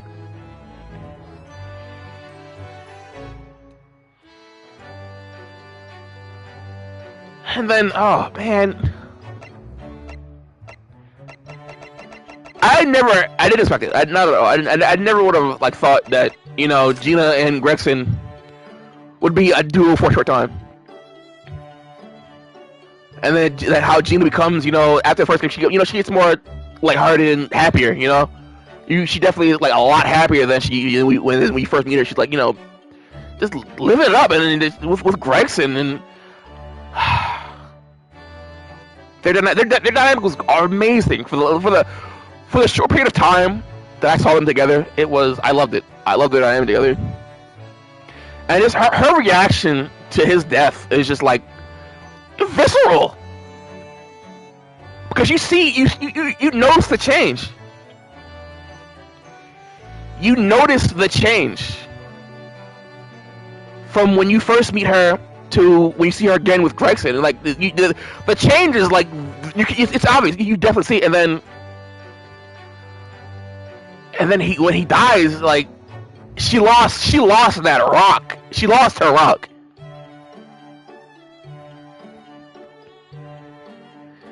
And I wouldn't say she's back at square one, because there's Iris, Chom, Susanoo, and Rinosuke. They all care about it, of course, but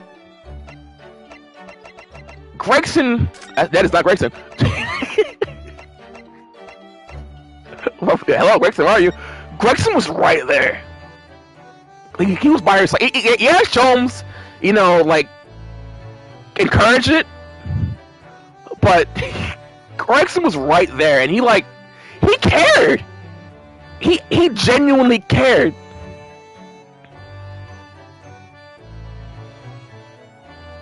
And it's something she really needed, Because even in the first game, Rinosuke, Susanoo, Chom, and Iris, they all cared, but it was harder for her to really connect. I guess because her experiences of being alone for so long, that she couldn't really connect with, because she was always keeping us at arm's length, So for being alone for so long, and and just a lot of being on the street and all that, and just it's rough. She had it hella rough. And then we come in here and hey, we're all cool people. She's like, I guess. And then that whole Wendy Bank case, and then she realized that we really do have her back in the situation, and then we full on believe her, and then after that, why are you at the bottom? Gregson, right there, like you said, he didn't have to, but he wanted to.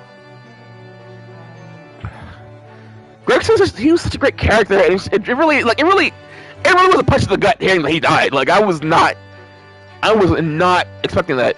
It was a serious punch in the gut to hear Gregson's been shot. I was like, what? What do you mean Gregson's been shot? What do you mean Gregson's dead? And it was I was actually shook. I was floored. I was floored. The wind was taking it right out of me, and it was insane because I couldn't fathom it. I could not fathom it. It didn't feel real. It didn't make any sense.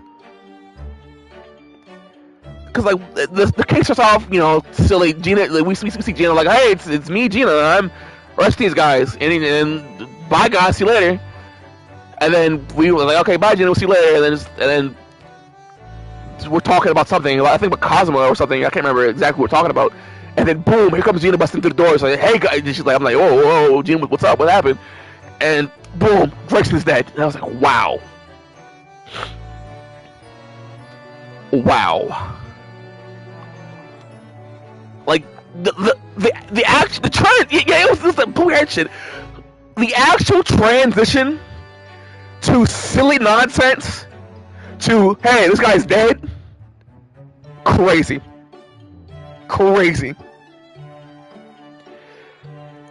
If there were any hints that would have shown that Gregson was gonna die, I didn't see him. I did not see him. It was crazy.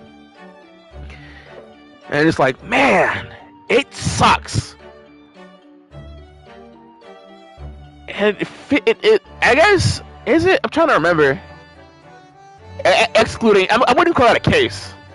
That's just investigating. So, but and I wouldn't confess one either, but I feel I guess. Yeah. Oh, he's gonna leave. He's gonna die soon. I mean, I guess. But I think this is this case feels it's the first case that's actual personal. I mean, I would say Gina's one was also personal, I guess.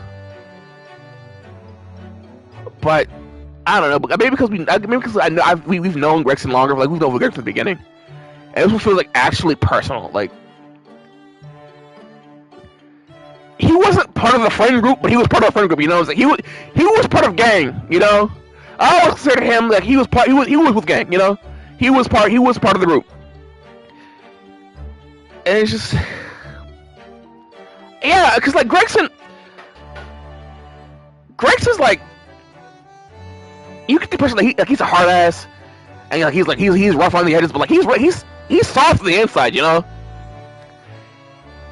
He's real good people on the inside, and you see it when he's interacting with Iris. You see the cracks every now and then. And you definitely saw with him and Gina. You definitely saw like how much of a soft, good person he was with Gina and Iris, and like just the crack otherwise. Yeah, he was rough on like I said. Yeah, he was rough on the edges and all, but like, you know, it's just so crazy that he's actually gone. Yeah, man, it's just wow. Everyone's just like, no way. They were like, no way. And back to the personal thing, because like, yeah, like I said. Gina was kind of personal as well because like we knew Gina, she's part of the group. We wanted her to be part of the group, but Gina didn't die. Gina's whole thing was, "We're gonna get you out of here, Gina." You know, that was like, "We're gonna save you, Gina. We're gonna save you. We're gonna get you out of the situation. We're gonna get you out of the situation." But with Gregson, there's nothing we can do. Nothing we do can bring Gregson back. Like, he's actually gone. Unless some nonsense comes up like, it was me, Gregson, I'm alive all the time. But until further notice, he's dead. Until further notice, he's dead. There's nothing we can do. All we can do is find out what happened and bring whoever did it to justice. And goodness, man, it's crazy. I'm desperate to know what's going on because I like Gregson a lot. I really did. It was really good, and it's just so oof. The fact that he died, and it's just ugh.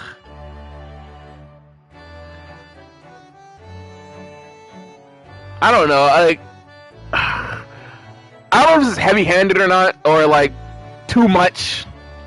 But like I said with Ryusei, he was like being, you know, in the place he is. He's also close to Gregson, and I was thinking about because I don't know if I'll actually do it, but like Gregson's death also affects him, right? And I was like thinking that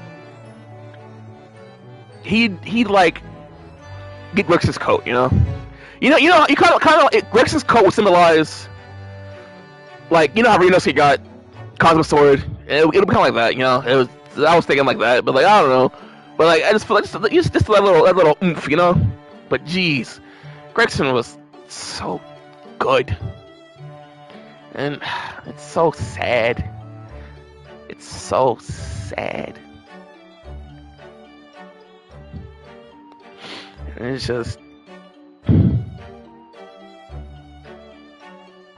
I miss him so much. It's like for me, he just died for me. And I already miss this guy. Like for you and Becky, he's been good. You guys have played this game already. Like you guys have been playing this game way before I have, and he's been gone for you guys forever.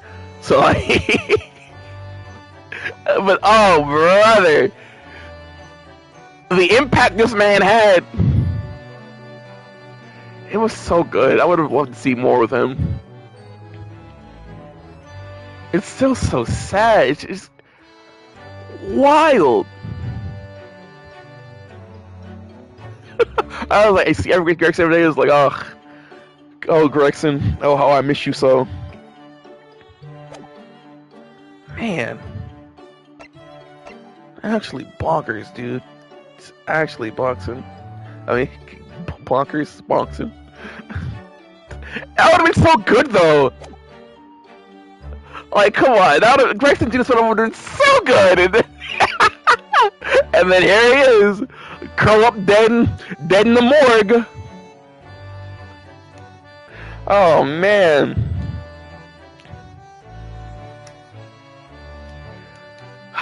Oh brother, that would have been. Why? Why? I gotta get to the bottom of this, man. I gotta get to the bottom of this. Anyways, it's 4 in the morning. I gotta clean my lair. The landlord's coming in here to fix something.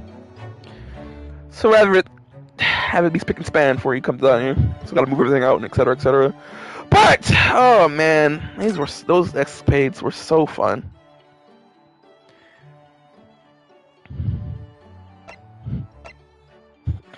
Gee whiz. Oh.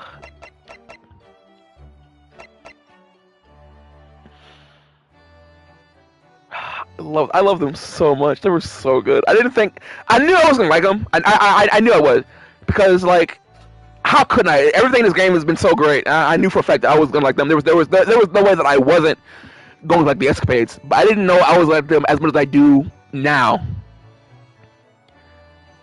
And it's just, it really was nice to see, like, you know, the as you said, the slice between cases, and it's, you know, everyone interacting with everyone as no nonsense, no killings, no culprits, no defendants, lawyers, it's people talking to people, you know, and it was nice. It was quite nice, and I wish there was more. Oh well, surely in the third game, because we're definitely getting a third game one day. That means we'll get more escapades. Yeah. But gee whiz, let me not stall any longer. Let me get this jingle out. Oh, how I missed this jingle.